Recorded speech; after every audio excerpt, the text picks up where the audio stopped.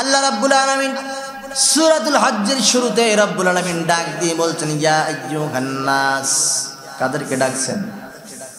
মানুষদেরকে। ইয়া আইয়ুহান নাস, একজন মানুষ না, সকল মানুষ। সকল মানুষকে আল্লাহ ডাকছেন, শুধু মুসলমানদেরকে ডাকেন না। ইয়া আইয়ুহাল মুসলিমুন, ইয়া আইয়ুহাল কাফিরুন, ইয়া আইয়ুহাল ফাসিকুন।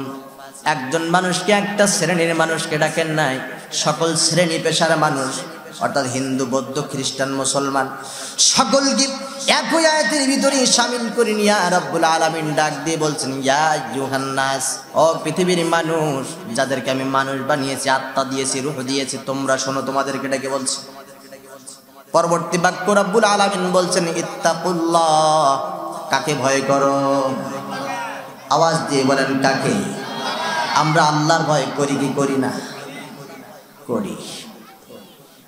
ঈমান এনেছি, আল্লাহকে ভয় করি, কিন্তু আল্লাহ বলছে আমি আল্লাহকে ভয় করো। ইয়া আইয়ুহাল্লাযীনা আমানুত্তাকুল্লাহ হাক্কা তুকাতিহি ওয়া লা তামুতুন্না ইল্লা ওয়া আনতুম মুসলিমুন।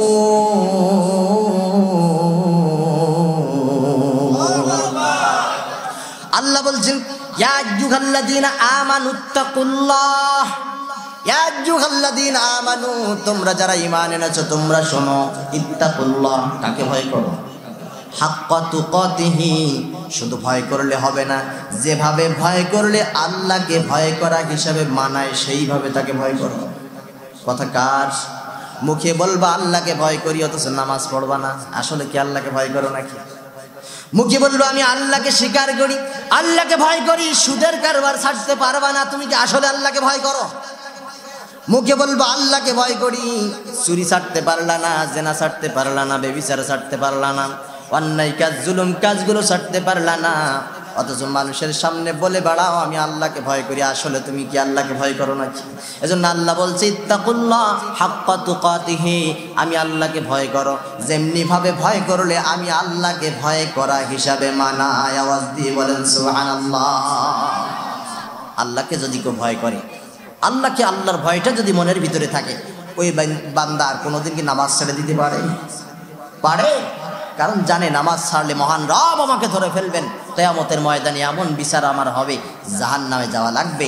এই ভয় যদি কলিজায় থাকে, নামাজ ছাড়তে পারবে কোনোদিন? পারবে? আল্লাহর ভয় যদি কলিজায় থাকে, সুদ খাইতে পারবে? সুদের কারবার আছে না নাই? আপনাদের দিকেও আছে।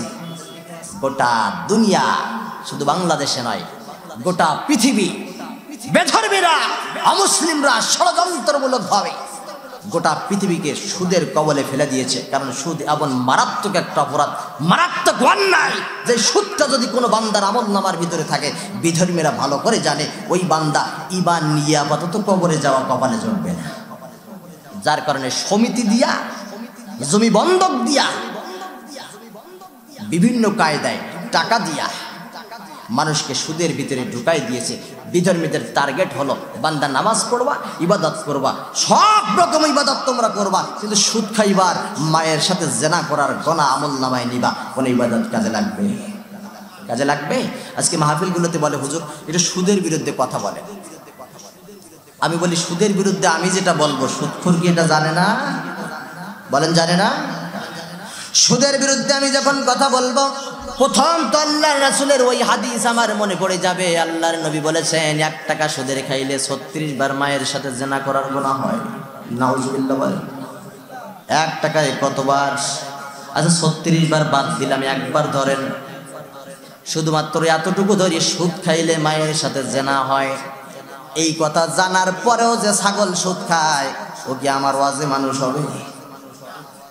সুদ খাইলে মায়ের সাথে জেনা করা হয়, এটা জানিয়েও খায়, ও কি মানুষ হবে নাকি? ওকে মানুষ বানানোর জন্য 2 ঘন্টা 3 ঘন্টা 2 দশজন বক্তা নিয়ে আলোচনা করে ও মানুষ হবে না। কারণ আল্লাহ বলছেন ফি কুলুবিহিম মারাদ, কিছু মানুষ অন্যায় করতে করতে, অপরাধ করতে করতে মনটা এমন পাষাণ হয়ে গেছে, তাদের কলিজার ভিতরে মোহর পড়ে গেছে, যতই ওয়াজ করো না কেন ওরা মানুষ হবে না। ওদেরকে মানুষ করার জন্য একটা মাত্র হাতিয়ার দরকার। সংসার থেকে একটা আইন যদি বাহির হয়, আগামীকাল থেকে সুদ চলবে না, সুদের কারবার বন্ধ, পরের দিন সকাল আসার আগে সুদ বন্ধ হয়ে যাবে। শুধুমাত্র একটা আইন, বেশি লোকের দরকার হবে না। 300 জন এমপির ভিতরে 151 জন এমপি যদি এমন ভাবে কোন দেশের মানুষ সেট করতে পারে, যে এমপি সুদের বিরুদ্ধে কথা বলে, যে এমপি হারামের বিরুদ্ধে কথা বলে, যে এমপি অপসংস্কৃতির বিরুদ্ধে কথা বলে, যে এমপি নিজে সুদ খায় না, অন্যকে খাইতে দেয় না, এমন 151 জন সংসদ সদস্য বানায়া সংসদের ভিতরে যদি পাঠাই দেওয়া যায়, 151 জন সদস্য একবার যদি আইন পাশ করার জন্য একবার সম্মতি দেয়, আগামীকাল থেকে আর সুদ চলবে না। আল্লাহর কসম, সূর্য ওঠা যেমন সত্য, সকাল হওয়ার আগে সুদ দেশ থেকে বিদায় নিয়ে চলে যাবে। আওয়াজ দিয়ে বলেন ঠিক কিনা? এজন্য প্রত্যেকটা কাজ আমাদের সিস্টেম অনুযায়ী করার দরকার। কোরআন যেখানে নাই সেখানে শান্তি থাকতে পারে।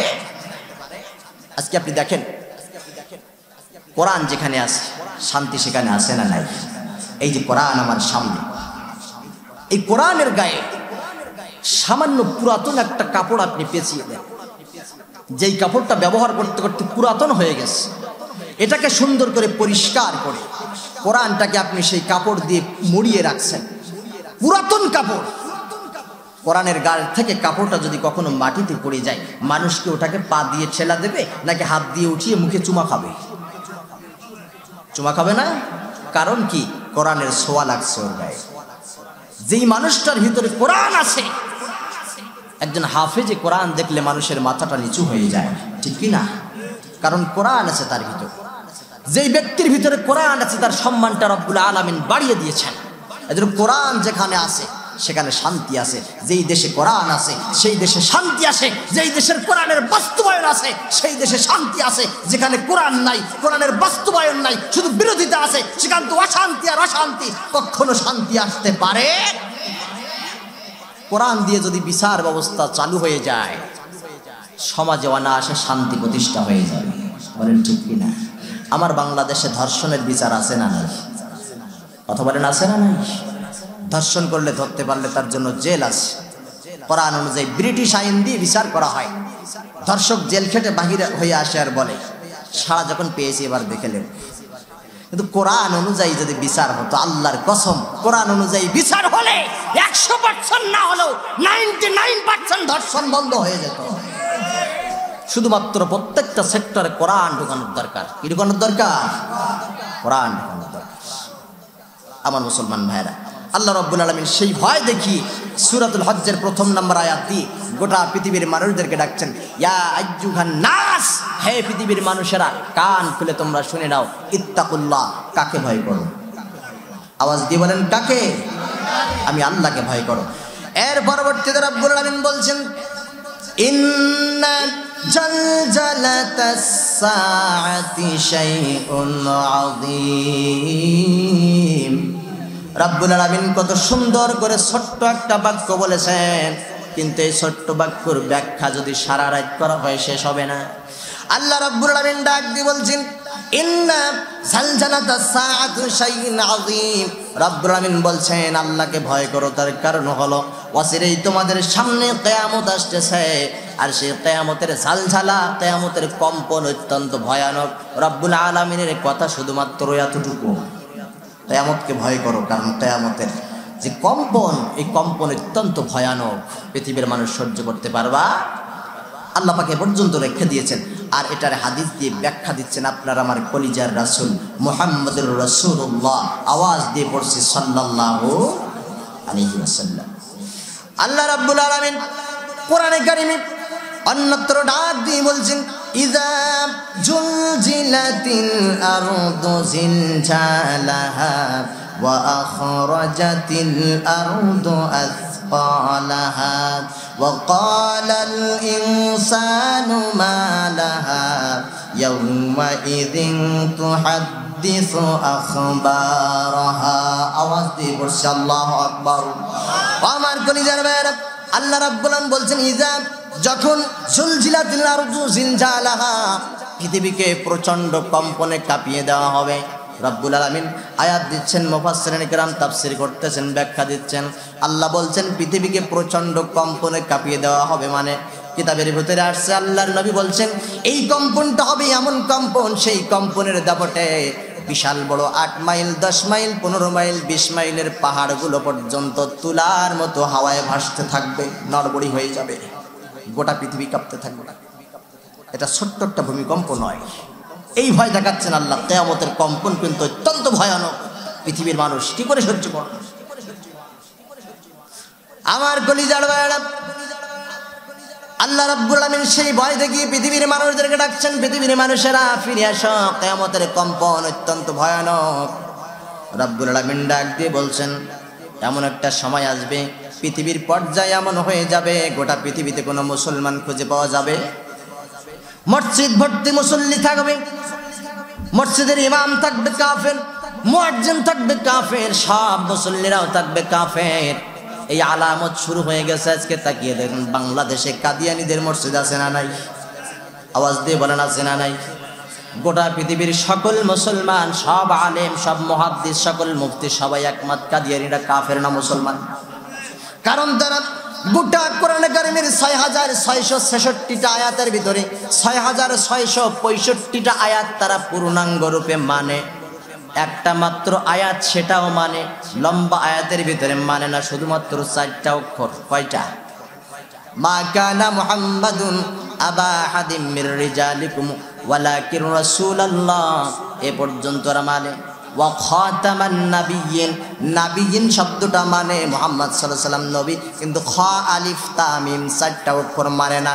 এজন্য গোটা পৃথিবীর মুহাদ্দিসে কিরাম, মুফাসসিরিনে কিরাম সবাই ফতোয়া দিচ্ছেন কাদিয়ানীরা কাফের না মুসলমান।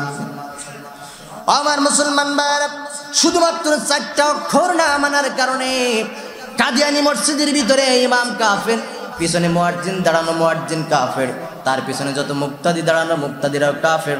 নবীজি বলছেন 1500 বছর আগে, কিয়ামতের আগে আলামত স্বরূপ এমন একটা ব্যবস্থা হয়ে যাবে, মসজিদ ভরা মুসল্লি থাকবে, ইমাম কাফের থাকবে, মুয়াজ্জিন কাফের থাকবে, মুসল্লিরা সবাই কাফের থাকবে, একটা মুসলমানও খুঁজে পাওয়া যাবে না। মুসলমান ভাইরা আমার, আপনাদের কাছে একটু প্রশ্ন করতে চাই, আমার সোনার বাংলাদেশ যখন স্বাধীন হয়েছিল তখন বাংলাদেশে মুসলমান ছিল মাত্র, মানুষ ছিল মাত্র 7 কোটি।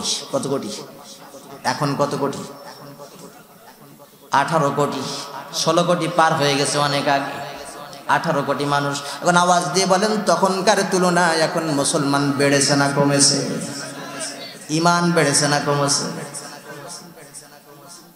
ইমান কমেছে, মুসলমান বেড়েছে। এমন একটা সময় আসবে, নবীজি বলছেন মুসলমান বাড়বে, কোটি কোটি মুসলমান থাকবে পৃথিবী। ঠিক ওই সময় রব্বুল আলামিন ইয়ামেন নামক দেশ থেকে একটা ঠান্ডা স্নিগ্ধ মনোরম পরিবেশের একটা বাতাস বাহির করবেন, আর সেই বাতাসটা রেশমি কাপড়ের চেয়ে আরো নম্র, ভদ্র আর নরম হবে।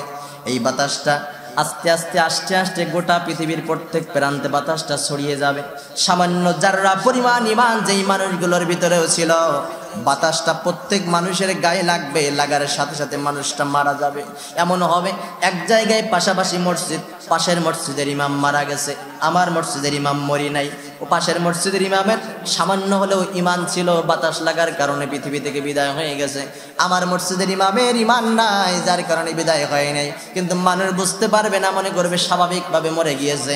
নবীজি বলছে এটা স্বাভাবিক কোনো ব্যাপার নয়, এটার কারণ হলো রব্বুল আলামিন ওই সামান্য বাতাসের কারণে গোটা পৃথিবীর যারা পরিমাণ ইমান যেই সমস্ত মানুষের ভিতরে থাকবে, সমস্ত মানুষকে রব্বুল আলামিন উঠাই নেবেন। কিয়ামতের ইযা জুলজিলাতিল আরদু জিলজালাহা, কিয়ামতের কম্পনটা যাতে করে ইমানদাররা দুনিয়া থেকে কষ্ট অনুভব না করতে পারে, এজন্য প্রত্যেক ইমানদারদের মরণের ভিতরে, কবরের ভিতরে ঢুকাই দিয়া রব্বুল আলামিন ইসরাফিল আলাইহিস সালামকে বলবেন, ইসরাফিল এবার তুই ফুসালা। পৃথিবীতে কোনো ইমানদার থাকবে? একজন মানুষ পাওয়া যাবে না পৃথিবীর কোনো প্রান্তে যে একবার আল্লাহ বলে ডাকবে। আল্লাহ রাব্বুল আলামিন ইসরাফিল আলাইহিস সালামকে বলবেন, ইসরাফিল রে, হাজার হাজার বছর সিংহার মধ্যে মুখটা নিয়ে বসে আছিস, একটা মাত্র আদেশের অপেক্ষায়, কখন একটা ফুক দিবি পৃথিবী ধ্বংস করার জন্য? আমি আল্লাহ আদেশ করতেছি, পৃথিবীতে আমার ডাকার মতো আর কোনো বান্দা নাই, এবার তুই একটা ফুক দে, গোটা পৃথিবী ধ্বংস হয়ে তছনছ হয়ে যাবে। আল্লাহ রাসূল বলছেন, ইসরাফিল আলাইহিস সালাম আল্লাহর আদেশ পাওয়ার সঙ্গে সঙ্গে ফুৎকার দিবেন, সিংহার মুখে মুখ লাগায়া একটা ফুঁক দিবেন। আল্লাহর নবী বলছেন গোটা পৃথিবীর এমন অবস্থা তখন হবে, পৃথিবীতে যত মানুষ তখন ছিল ওই ফুৎকারের আওয়াজে ভয়ের চোটে সবাই মাতাল মদখোরের মতো হয়ে যাবে, মাতলামি করতে থাকবে, একজন আরেকজনের বলতে থাকবে কি হলো কি হলো, কোথা থেকে এই আওয়াজ আসলো, কিভাবে এই আওয়াজ হলো।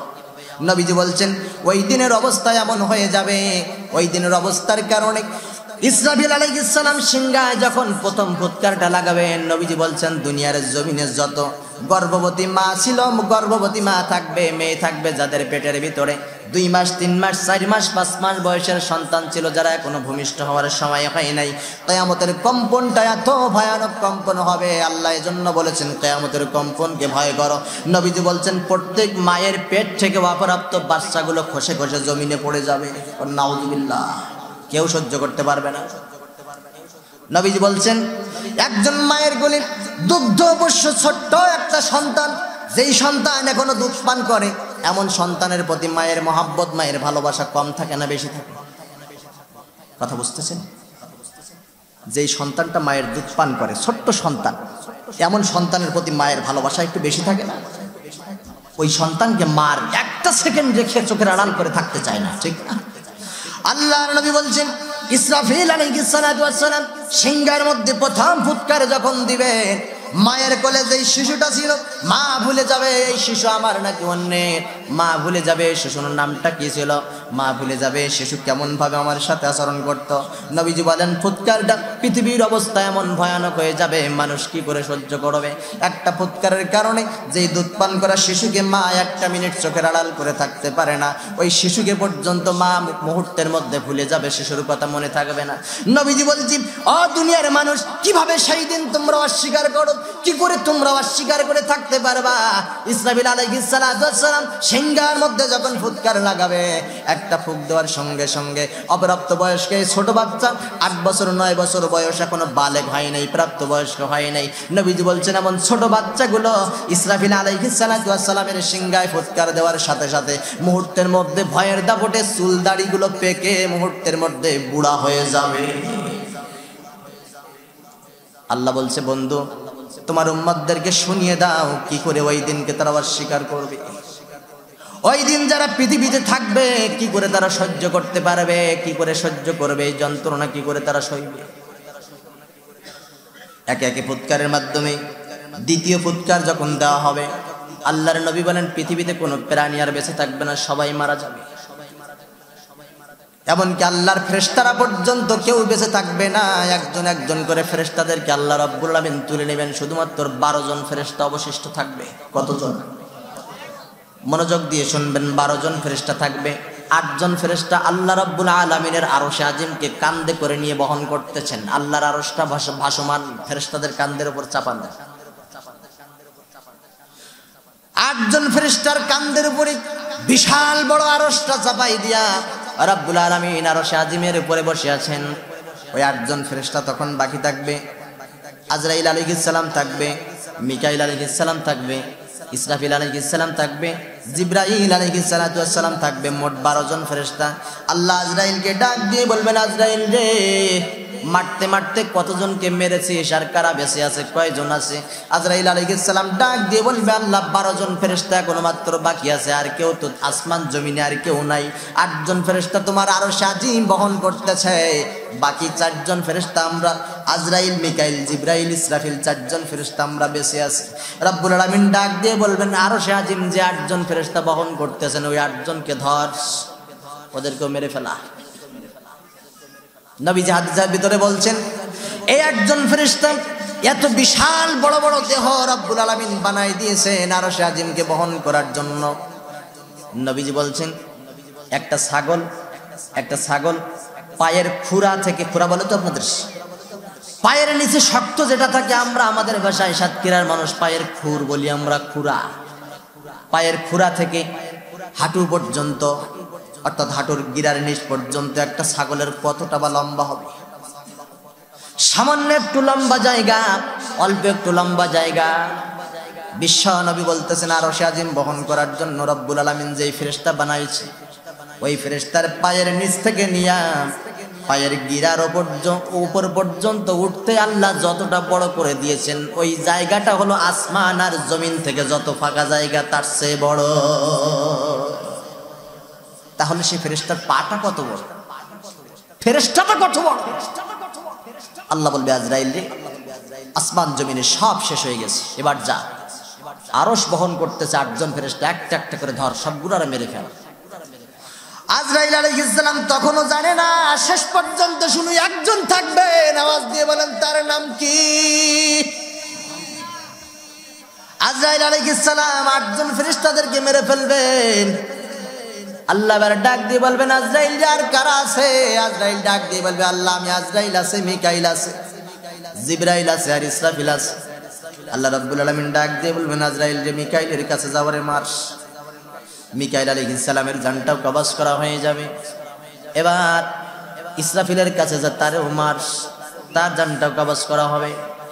2টা ফুৎকার দেওয়ার পরে ইসরাফিল আলাইহিস সালামও পৃথিবীতে আল্লাহর কাছ থেকে চলে গেছেন, হায়াত আর নেই, মরে গেছে। আজরাইল আর কেডা আছে? আল্লাহ সকল ফেরেশতাদের নেতা, সব ফেরেশতাদের লিডার, সর্দার জিবরাইল আছে, আমি আছি আর তুমি আছো, আল্লাহ আর কেউ নাই, সব শেষ হয়ে গেছে। রাব্বুল আলামিন ডাক দিয়ে বলবেন আজরাইল রে, জিবরাইল রে ধর, জিবরাইল কেউ মার। নবীজি বলেন আজরাইল আলাইহিস সালাম তখন জিবরাইল আলাইহিস সালাম কেউ মারবেন। এবার আল্লাহ বলবেন আজরাইল রে আর কে আছে? আল্লাহ তুমি আছো আর আমি আছি। আল্লাহ ধমক দিয়ে বলবেন মউত, ইয়া মালাকাল মউত, আর বেঁচে থাকার কোনো অধিকার নেই আজরাইল, এবার তুইও মর। আজরাইল আলাইহিস সালাম ডাক দিয়ে বলবেন আল্লাহ নিজের জানটা নিজে কিভাবে বাহির করব? আল্লাহ ধমক দিয়ে বলবেন তোকে মরতেই হবে, তোকেও রাখতে চাই না। আমি আল্লাহ শুরুতে ছিলাম একা, আবার থাকবো আমি একা, আর কাউরে রাখতে চাই না। আসমান জমিন সব ফাঁকা হয়ে যাবে। আজরাইল আলাইহিস সালাম আফসোস করে ওই দিন বলবেন আল্লাহ তাআলা মৃত্যুর যে যন্ত্রণা, মানুষের মৃত্যুর যন্ত্রণা, মানুষকে যখন মারতে গিয়েছি মানুষের কত না কষ্ট হয়েছে। অনেক মানুষ কষ্টের দাপটে কাপড় নষ্ট করে ফেলেছে, পোশাক করে ফেলেছে, পায়খানা করে ফেলেছে, কষ্টের দাপটে চোখটা বড় বড় হয়ে গেছে, কষ্টের যন্ত্রণা সহ্য করতে না পেরে চিৎকার দেওয়াদেবি করেছে, মাটিতে গোড়াগড়ি দিয়েছে। আল্লাহ আমি আজরাইল নিজে নিজে মরব, মৃত্যুর যন্ত্রণা যে এত কঠিন, এত কষ্টকর, আমি আজরাইল যদি জানতাম আমার নিজের জানটা নিজে নিজে বাহির করতে হবে। আল্লাহ জিন্দেগিতেও মানুষকে আর ফেরেশতাদেরকে এই যে জান কবজ করার মারার দায়িত্ব আমি আজরাইল নিতাম না। আল্লাহ যে এত ভয়ঙ্কর মৃত্যুর যন্ত্রণা, এটা যদি আমি আগে জানতাম আমাকেও তুমি মারবা, তাহলে আপাতত মারার দায়িত্বটা আমি আজরাইল নিতাম। আল্লাহ ধমক দিয়ে বলবেন আজরাইল রে তোরে রাখতে চাই না, মার। আজরাইল আলাইহিস সালাতু ওয়াস সালাম মুহূর্তের মধ্যে আল্লাহর হুকুমে ছটফট করতে করতে তিনিও বিদায় হয়ে যাবেন। আওয়াজ দিয়ে বলেন তো তখন আসমান জমিনের মধ্যে থাকবেন কয়জন? সবাই বলে তার নাম কি? আওয়াজ দিয়ে বলেন তার নাম কি? আল্লাহ রাব্বুল আলামিন এবার গোটা পৃথিবীর নেতাদেরকে ডাকবেন। ফেরাউনের মতো নেতা, আবু জেহেলের মতো নেতা, আবু লাহাবের মতো নেতা, সব নেতাদেরকে ডাকবেন। আল্লাহ রাব্বুল আলামিন ডাক দিয়ে বলবেন গোটা পৃথিবীর নেতারা তোমরা কোথায়? তোমরা যারা মানুষের উপর জুলুম করতে, তোমরা যারা নেতাগিরি করার কারণে আমার গোলামেরা রাত্রে আরামে বাসায় ঘুমাতে পারতে না, তোমরা তোমাদের নেতাগিরির কারণে গোটা পৃথিবীর মানুষ, গোটা পৃথিবীর নবীদেরকে তোমরা জ্বালাইছো, সে নেতারা কোথায়? আজকে তো আমি একা, আর তো কেউ নাই। আল্লাহ রাব্বুল আলামিন এবার পুনরায় সবার আগে ইসরাফিল আলাইহিস সালাতু ওয়াস সালামকে আবার সৃষ্টি করবেন। ইসরাফিল নবীকে আবার তিনি রূহটা দান করবেন। ফেরেশতা যেরকম ছিল ইসরাফিল আলাইহিস সালামকে আবার সেই রকম করা হবে। রব্বুল আলামিন ডাক দিয়ে বলবেন ও ইসরাফিল, 2টা ফুৎকার আগে দেওয়া হয়ে গেছে, তোকে মেরে ফেলেছিলাম, আবার তোকে বানিয়েছি, 3 নাম্বার ফুৎকারটা এবার দে। 3য় ফুৎকার দেওয়ার সাথে সাথে রব্বুল আলামিন কোরআনে কারীম দিয়ে জানাচ্ছেন পৃথিবীর মানুষদেরকে, ও পৃথিবীর মানুষেরা কি করে তোমরা ওই দিনকে অস্বীকার করবা? 3য় ফুৎকার দেওয়ার সাথে সাথে তোমাদের পৃথিবীর অবস্থা কেমন হবে তোমরা শোনো। রব্বুল আলামিন বলছেন ইযাস সামাউ ফাতারাত وإذا الكواكب انتثرت وإذا البحار فجرت وإذا القبور بعثرت। আওয়াজ দিয়ে বলেন না আল্লাহু আকবার। আল্লাহ রাব্বুল আলামিন বলছেন পুনরায় যখন আবার ফুৎকার দেওয়া হবে, বিশাল আসমানটা ইযাস সামাউ ফাতারাত, বিশাল আসমানটা ফেটে যাবে। ওয়াইদাল কাওয়াকিবু ইনতাসারাত, আকাশের ভিতরে সমস্ত গ্রহ নক্ষত্রগুলো আসমানের ওই ফাটল দিয়ে ছিটকে ছিটকে জমিনের উপরে পড়তে থাকবে।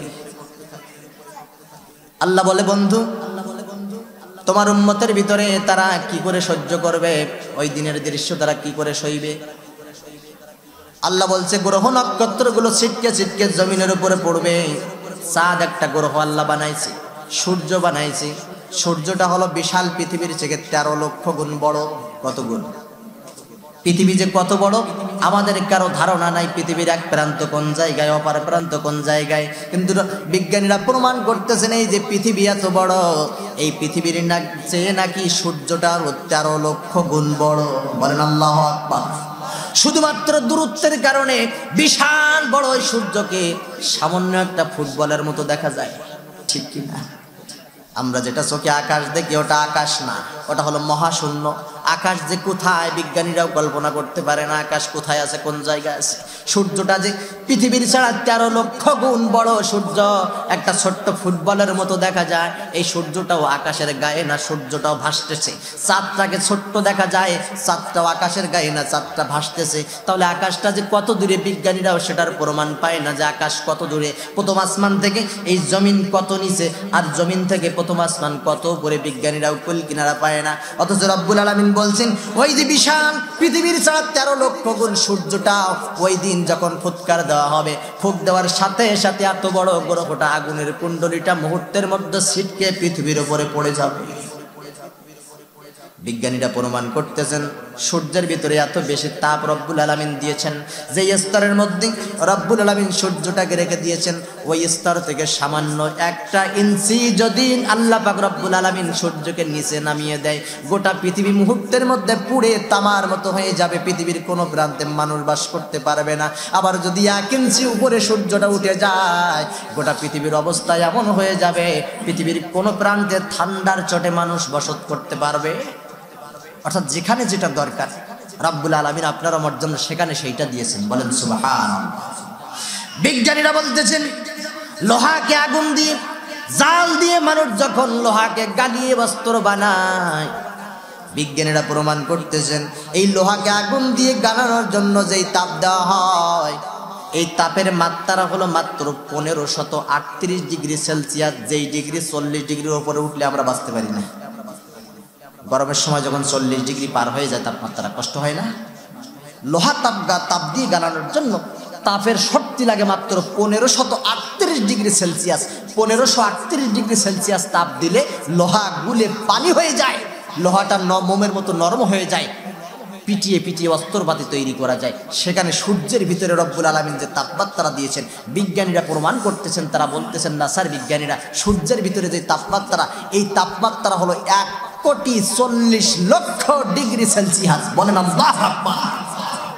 কোথায় 1538 ডিগ্রি দিলে লোহা গলে যায়, আর সূর্যের ভিতরে 1,40,00,000 ডিগ্রি সেলসিয়াস। আল্লাহ বলছেন ওয়াইজাল কাওয়াকিবু তাসারাত। এই সূর্যকে ইসরাফিল আলাইহিস সালাম ফুৎকার দেওয়ার সাথে সাথে সূর্যের মতো আগুনের বিশাল কুণ্ডলী এটা ছিটকে জমিনের উপরে পড়ে যাবে। ও পৃথিবীর মানুষ, তোমরা যখন ওই সময় থাকবা কি করে সহ্য করবা?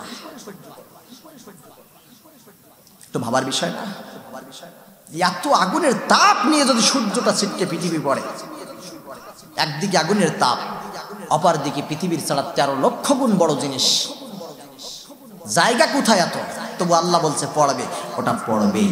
কথা বলেন ঠিক কিনা? একটা ছোট্ট জিনিসের উপরে একটা বড় জিনিস যদি ফেলে দেওয়া হয়, সেফটি হয়ে যায় না? সেফটি বলে আমাদের সাথীরা, থেতলা হয়ে যায়। গোটা পৃথিবী সূর্যের তাপে থেতলা হয়ে যাবে, সূর্যের আঘাতে। আল্লাহ রাব্বুল আলামিন বলছেন, হাবিব কিয়ামতের এই কম্পনের কথা উম্মতদেরকে একটু জানিয়ে দেন। ওই সময় যদি মানুষ থাকে কি করে সহ্য করবে? আল্লাহ রাব্বুল আলামিন বলছেন ওয়াইজাল বিহারু ফুজ্জিরাত। তোমরা পৃথিবীতে যে বড় বড় সমুদ্র, মহাসমুদ্রগুলো দেখতেছ, ইসরাফিল আলাইহিস সালাতু ওয়াস সালাম সিংহায় ফুৎকার দেওয়ার সাথে সাথে সমুদ্রগুলো ফেটে যাবে। সমুদ্র ফেটে যাওয়ার পরে সমুদ্রের পানির নিচ থেকে আগুন বেরিয়ে আসবে। গোটা সমুদ্রের পানিগুলো শুকিয়ে যাবে। পৃথিবীর কোনো প্রান্তে কোনো পানির চিহ্ন খুঁজে পাওয়া যাবে না। রব্বুল আলামিন ডাক দিয়েছেন, এবার কি হবে? ওয়াইদাল কুবুরু বু'থিরাত। আল্লাহ রব্বুল আলামিন বলছেন কিয়ামত সংগঠিত হয়ে গেছে। কিয়ামত সংঘটিত হওয়ার পরে সব শেষে যেই মানুষটা মারা গেছে, বিশ্বনবী বলছেন সবার শেষে যেই নাফরমানটা কিয়ামতের মাধ্যমে রব্বুল আলামিন তুলে নিয়েছেন, তাকেও রব্বুল আলামিন 40 বছর কবরের ভিতরে রাখবেন। কত বছর? যারা দীর্ঘদিন কবরের ভিতরে থাকার পরে আবার রবের সামনে উঠবে, তারা যেন বলতে না পারে আল্লাহ কবরের আযাব এত ভয়ঙ্কর, তোমার যে বান্দাটা কিয়ামতের দিন মেরেছো কবরের আযাব তো সহ্য করতে পারি নাই। নবীজি বলছেন এই প্রশ্ন করার জন্য সুযোগ না থাকে, সবার শেষে যে মরছে তাকে 40 বছর কবরের ভিতরে রাখা হবে, তারপর আল্লাহ তাকে তুলবে। আল্লাহ ডাক দিয়ে বলছেন ওয়াইদাল কুবুরু বুতিরাত, ইসরাফিল আলাইহিস সালাতু ওয়াস সালাম সিংহার মধ্যে ফুৎকার লাগানোর সাথে সাথে কবরটা ফাটিয়ে দেওয়া হবে, কবর ফেটে যাবে। কবর ফেটে যাওয়ার সাথে সাথে কবর থেকে কবরের মরা মানুষগুলো আস্তে করে উপরে উঠে যাবে। আল্লাহ রাব্বুল আলামিন প্রত্যেকের রূহটা ফিরাই দিবেন। মানুষগুলো উলাঙ্গ হয়ে হাসরের ময়দানের দিকে দৌড়াতে থাকবে। আম্মা জান আয়েশা রাদিয়াল্লাহু তাআলা আনহা বলেন ইয়া রাসূলুল্লাহ ইয়া হাবিবাল্লাহি, হাসরের ময়দানে মানুষগুলো উলাঙ্গ হয়ে যে দৌড়াবে, কেউ কি কারোর দিকে তাকাবে না, কি করে দৌড়াবে? নবীজি বলছেন আয়েশা রে, কিয়ামতের ময়দান, হাসরের ময়দানটা এত উত্তপ্ত ময়দান হবে, সূর্য বান্দার মাথার উপর থেকে তাপ দিবে, আকাশের উপর থেকে নয়, মাথার উপর থেকে সূর্য তাপ দিবে। এত যন্ত্রণা, এত কষ্ট মানুষ সহ্য করতে পারবে না রে আয়েশা। মানুষ উলাঙ্গ হয়ে একজন আরেকজনের কাছাকাছি হয়ে দৌড়াবে, পুরুষ মহিলা একত্রিত হয়ে, কিন্তু ভয়ের দাপটে নাফসি নাফসি করতে করতে দৌড়াবে, কেউ কারোর দিকে তাকানোরও সাহস। আদম নবী বলবে নাফস, ইব্রাহিম নবী বলবে নাফসি, মুসা নবী বলবে নাফসি, ঈসা নবী বলবে নাফসি, সব বান্দারা বলবে নাফসি। আমাদেরকে কি হবে আজকে? আমাদের অবস্থা কি হবে? আমাদের বিচার কি হবে? আমাদের ফয়সালা কি হবে?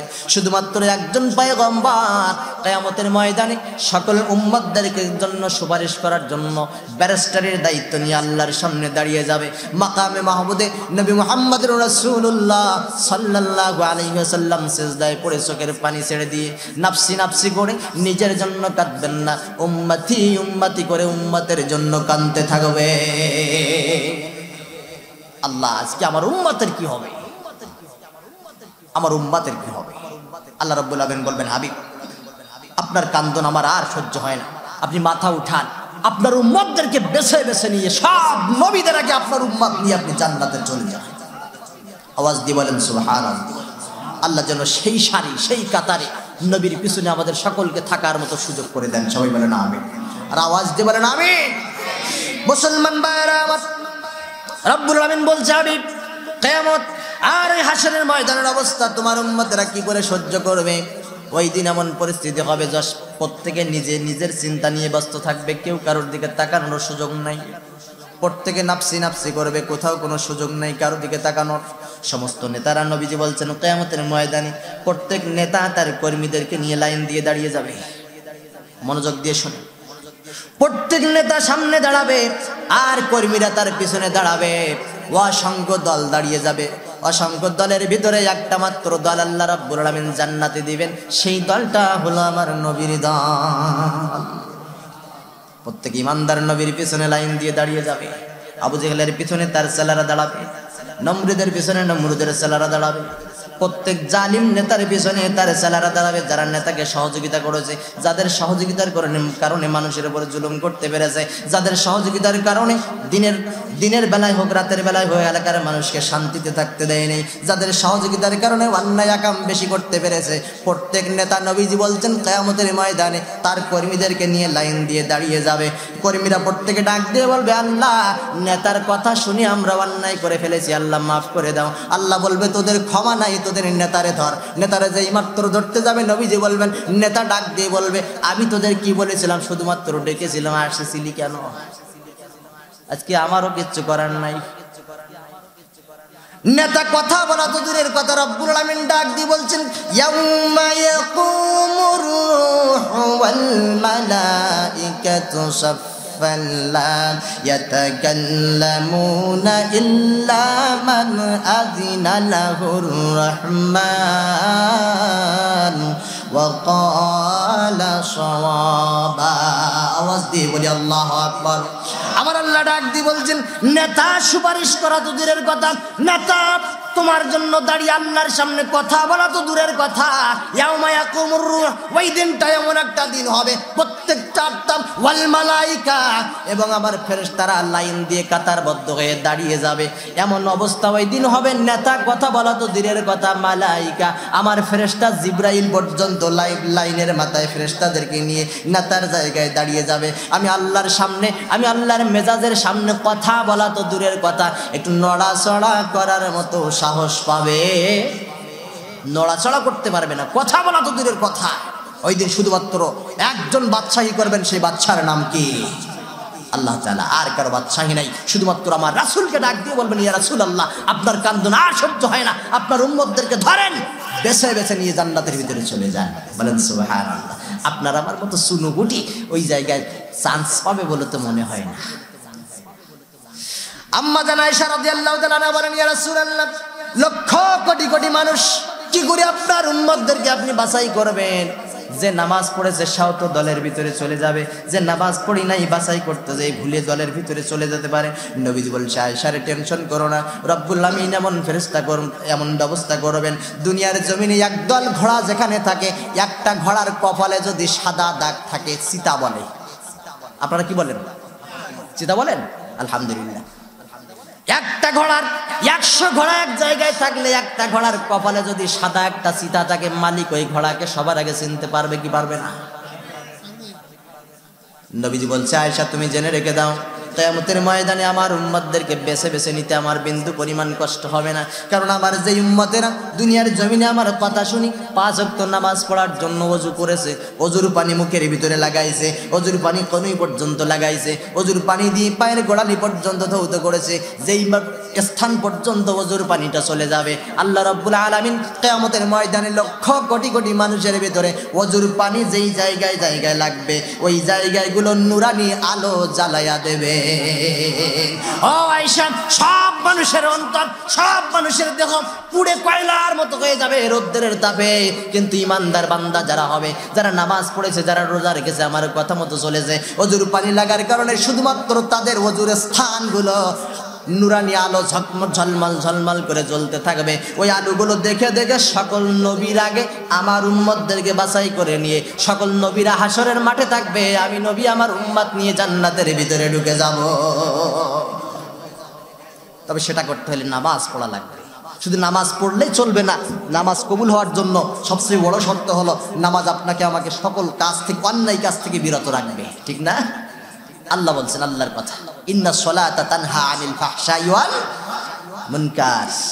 সাবধান, নামাজ শুধু পড়তেছেন, নামাজ পড়তেছেন সুদ খাচ্ছেন, নামাজ পড়তেছেন ঘুষ খাচ্ছেন, নামাজ পড়তেছেন জেনা করতেছেন, নামাজ পড়তেছেন অন্যের সাথে বেঈমানি করতেছেন, ফাঁকি দিচ্ছেন, অন্যের অধিকার নষ্ট করতেছেন, আপনার নামাজ হয় নাই, এমন নামাজ দিয়ে কিয়ামতের ময়দানে নূরানি আলো পাওয়া যাবে না, জান্নাত কপালে জুটবে না। কারণ দুনিয়া উল্টি পাল্টে সব তছনছ হয়ে যাবে, আমার আল্লাহর কথা মিথ্যা হবে। আল্লাহ বলছে, ইন্নাস সালাতা তানহা আনিল ফাহশাই ওয়াল মুনকার। নামাজ যদি তোমার হয় বান্দা, তুমি কোনো অন্যায় কাজ করতে পারবা না। আমার কলিজার ভাইরা, কিয়ামতের ময়দান, হাসরের ময়দান এত উত্তপ্ত ময়দান হবে, আল্লাহর নবী বলছেন হাসরের ময়দানের একটা দিন লম্বা করে দেওয়া হবে দুনিয়ার দিনের চেয়ে 50,000 বছরের সমান। বলেন আল্লাহু আকবার। দুনিয়ার জমিনের এই দিন 50,000 বছর দিন একসাথে করলে যত সময় লম্বা হয়, হাসরের দিনটা ততদিন লম্বা হবে। নবীর সাহাবীরা ডাক দিয়ে বলে, ইয়া রাসূলুল্লাহ এত বড় লম্বা দিনে কি করে আমরা দাঁড়িয়ে থাকবো, আমরা তো সহ্য করতে পারবো না। নবীজি ডাক দিয়ে বলে, সাহাবীরা রে টেনশন করিস না, আল্লাহ রাব্বুল আলামিন উম্মতের জন্য, মুমিনদের জন্য ব্যবস্থা করে রাখছেন। সুবহানাল্লাহ বলে। নবীজি বলছেন, আমার যে উম্মতেরা নামাজি হবে, ঈমান নিয়ে যারা কবরের ভিতরে যেতে পারবে, আল্লাহ রাব্বুল আলামিন এমন ব্যবস্থা করে রাখবেন, হাসরের ময়দানে মুমিন বান্দার আমলনামাটা ডান হাতে দেওয়া হবে সামনের দিক দিয়া। আমলনামা ডান হাতে পাওয়ার সাথে সাথে রব্বুল আলামিন বলবেন, বান্দা যা, তোর হিসাব হয়ে গেছে, জান্নাতে চলে যা। 50,000 বছরের সমান দিন দাঁড়াই থাকা লাগবে না। নবীজি বলছেন, 4 রাকাত ফরজ নামাজ পড়তে যতটা সময় লাগে, একজন মুমিন বান্দা ততটুকু সময়ের ভিতরে তার হিসাব কমপ্লিট করে জান্নাতে চলে যাবে। বলেন সুবহানাল্লাহ। 4 রাকাত নামাজ পড়তে কতবার সময় লাগে? 50,000 বছর কাফেররা দাঁড়িয়ে থাকবে, মুমিন বান্দা 4 রাকাত নামাজ পড়তে যতটুকু সময় আমলনামা ডান হাতে পাওয়ার পরে রব্বুল আলামিন বলবে, বান্দা সারা জীবন কষ্ট করেছিস, আর কষ্ট করার দরকার নেই, যা জান্নাতের ভিতরে চলে যা। বলেন সুবহানাল্লাহ। ও আমার কলিজার ভাইরা, আল্লাহ রাব্বুল আলামিন ওই হাসরের কঠিন উত্তপ্ত ময়দানে আল্লাহর নবী বলছেন, হাসরের ময়দানে চতুর্দিকে শুধু রৌদ্রের তাপ আর তাপ, কোথাও কোনো ছায়ার জায়গা নাই, আশ্রয়ের কোনো জায়গা নাই। শুধুমাত্র একটা জায়গা আশ্রয় দিতে পারে আল্লাহ পাকের আরশে আজিম। আরশে আজিমের ছায়া ছাড়া আর কোনো ছায়া ওই দিন থাকবে না। নবীজি বলছেন শুধুমাত্র আরশে আজিমের ছায়া ছাড়া আর কোনো ছায়া ওই দিন নাই। কিন্তু আরশে আজিমের নিচে সবাই চান্স পাবে নাকি? সবাই থাকতে পারবে? পারবে না। রব্বুল আমিন বাছাই করে করে আরশে আজিমের নিচে জায়গা করে দেবেন। আল্লাহর নবী হাদিস দিয়ে জানাচ্ছেন, উম্মতেরা জেনে নাও, শুধুমাত্র 7 প্রকার মানুষ আরশে আজিমের নিচে আল্লাহ তাদের থাকার ব্যবস্থা করে দেবে। সুবহানাল্লাহ। হাউজে কাউসার থেকে পানি পান করায়া তৃষ্ণা নিবারণ করে দিয়া আরশে আজিমের ছায়ার নিচে রব্বুল আলামিন 7 প্রকার মানুষকে জায়গা করে দেবেন। সংক্ষিপ্তভাবে বলবো, শুনবেন? সাহাবীদেরকে যখন বলছেন, সাহাবীরা তো পাগল হয়ে গেছেন, ইয়া রাসূলুল্লাহ অতি দ্রুত আপনি সেই 7 শ্রেণীর মানুষের কথা বলেন, আমরা যদি 7 প্রকারের ভিতরে না পড়ি তাহলে এক্ষুনি সেই 7 প্রকারের ভিতরে যাবার দরকার, ঠিক না? এত উত্তপ্ত ময়দান কি করে সহ্য করবো হুজুর, দ্রুত বলেন সেই 7 শ্রেণীর মানুষ কারা? আল্লাহর নবী একটা একটা করে আবার শুরু করতেছেন, সাহাবীরা তোমরা শোনো, আরশে আজিমের নিচে রব্বুল আলামিন যাদেরকে জায়গা করে দেবেন তাদের ভিতরে 1 নাম্বার থাকবে ন্যায় বিচারক, শাসক, যিনি ন্যায় বিচার করেন। সুবহানাল্লাহ। যার বিচারটা সঠিক ছিল, স্বচ্ছ বিচার যিনি করেন, বিচারের ক্ষেত্রে 2 নাম্বারই যার নাই, পক্ষপাতিত্ব নাই, হকের পথে সত্যের পথে বিচারটা করে দেয়। আল্লাহর নবী বলছেন এমন শাসককে রব্বুল আলামিন কিয়ামতের ময়দানে আরশে আজিমের নিচে জায়গা করে দেবেন। আমি অনেক চিন্তা ভাবনা করে দেখলাম এইরকম শাসক তো আজকে আর খুঁজে পাওয়া যায়? অনেক চিন্তা করেছি, অনেক গবেষণা করেছি। আল্লাহর নবীর 4 জন সাহাবী আবু বকর, ওমর, ওসমান আর আলী রাদিয়াল্লাহু তাআলা আনহুমা, 4 জন সাহাবীর জীবনের সাথে মিলালাম, গোটা পৃথিবীর জমিনে আর কোনো শাসকের নামের তালিকা পাইলাম না। তা ওই 4 জনের সাথে কাজ মিলাইয়া বর্তমান সময়ে এমন শাসক আছে যারা আরশের নিচে ছায়া পাবে। বন্ধুরে আমার, হযরত ওমর রাদিয়াল্লাহু তাআলা তাদেরকে আল্লাহ আরশে আজিমের নিচে কেন সব জায়গা করে দিবেন? হৃদয়ের কান খুলে শোনেন। ওমর ফারুক রাদিয়াল্লাহু তাআলা কেমন শাসক ছিলেন? রাতের অন্ধকারে গোটা পৃথিবীর ভিতরে অর্ধেক পৃথিবী তিনি একা শাসন করেছেন। রাতের অন্ধকারে মানুষের দুয়ারে দুয়ারে ঘুরেছেন আর দেখেছেন মানুষরা কারা অসহায়, কে খেয়ে আছে, কে না খেয়ে আছে। গভীর রাত্রে আল্লাহর নবীর সাহাবী ওমর একজন মায়ের ঘরের নিকট দিকে যায়, ছোট ছোট নাবালেগ বাচ্চারা কান্না করে। ওমর রাদিয়াল্লাহু তাআলা ঘরের ভিতরে ঢুকছেন, ঢুকে দেখে মা হাড়ির মধ্যে পানি নিয়ে চুলার উপরে রেখে পানিটা জাল দিচ্ছে। ওমর রাদিয়াল্লাহু তাআলা ডাক দিয়ে বলে, মারে হাড়ির মধ্যে কি জ্বালাও? সন্তানেরা কান্দে কেন? লোকটা মহিলা ডাক দিয়ে বলে, সন্তানেরা কান্দার কারণ হলো রাতে কিছু খাওয়া দিতে পারি নাই, ঘরে কোনো খাবার নাই, হাড়িতে খাবার তৈরি হয়ে যাবে, খেয়েও আর ঘুমাইও। এইভাবে সান্ত্বনা দিতে দিতে, মিথ্যা সান্ত্বনা দিয়ে ছোট্ট বাচ্চারা পেটের যন্ত্রণার বলে ঘুমের যন্ত্রণায় চোখটা বন্ধ হয়ে যাবে, ঘুমিয়ে যাবে। আমি মা তখন চুলার উপর থেকে হাড়িটা সরিয়ে নেব। হযরত ওমর ডাক দিয়ে বলে, মারে তোমার এমন অবস্থা হওয়ার কারণ কি? মা ডাক দিয়ে বলে, ওমর মা ডাক দিয়ে বলে, ও পথিক মুসাফির তুমি শোনো, আমার এই অবস্থার জন্য একজন মানুষ দায়ী, তিনি হলো হযরত ওমর। অর্ধেক জাহানের খলিফা ওমর দায়ী। কিয়ামতের ময়দানে আল্লাহর সামনে দাঁড়িয়ে বলবো, আল্লাহ ওমর খলিফা থাকা অবস্থা আমার সন্তানেরা ঘরের ভিতরে না খাইয়াছিল। বলছে কার সাথে? কার সাথে বলছি? হযরত ওমর রাদিয়াল্লাহু তাআলা শাসকের সামনে, কিন্তু তিনি পরিচয় দিচ্ছেন। হযরত ওমর রাদিয়াল্লাহু তাআলা ওখান থেকে বাগির গলেন, খাদ্য ভাণ্ডারে চলে গেছেন, বস্তা ভর্তি খাবার নিয়ে নিজের কান্দের মধ্যে উঠাইছেন। অর্ধজাহানের প্রেসিডেন্ট খাবারের বস্তা নিয়ে মায়ের বাড়ির দিকে রওনা হয়ে গেছে। আরেকজন সহযোগী ডাক দিয়ে বলে, আমিরুল মুমিনিন, খাবারের বস্তাটা আমার কান্দের মধ্যে উঠাই দেন, আপনি প্রেসিডেন্ট, আপনার কান্দে বস্তা মানায় না। ওমর ডাক দিয়ে বলে, মহিলা কি বলেছো আমি শুনেছি, তুমি তো শোনো নাই। মহিলা বলেছে, কিয়ামতের ময়দানে আল্লাহ তোমাকে ধরবে না, আমি ওমরকে ধরবে, সুতরাং আমাকে আমার কাজ করতে দাও।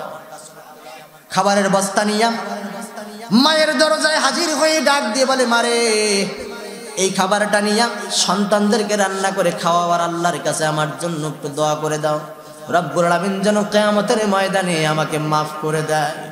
এই শাসকগুলোকে আল্লাহ কিয়ামতের ময়দানে, হাসরের ময়দানে আরশের নিচে জায়গা করে দেবে। সুবহানাল্লাহ। এমন শাসক পাবো কোথায়? ওমর রাদিয়াল্লাহু তাআলা আনহুর সন্তান উট কিনেছে, উট বাজারে যে এমন একটা উট কিনলেন, উটটা এত কাবু, এত জীর্ণ শীর্ণ, নিজে নিজে হাঁটতে পারে না। উট কিনছে কিন্তু বাবা প্রেসিডেন্ট জানে না।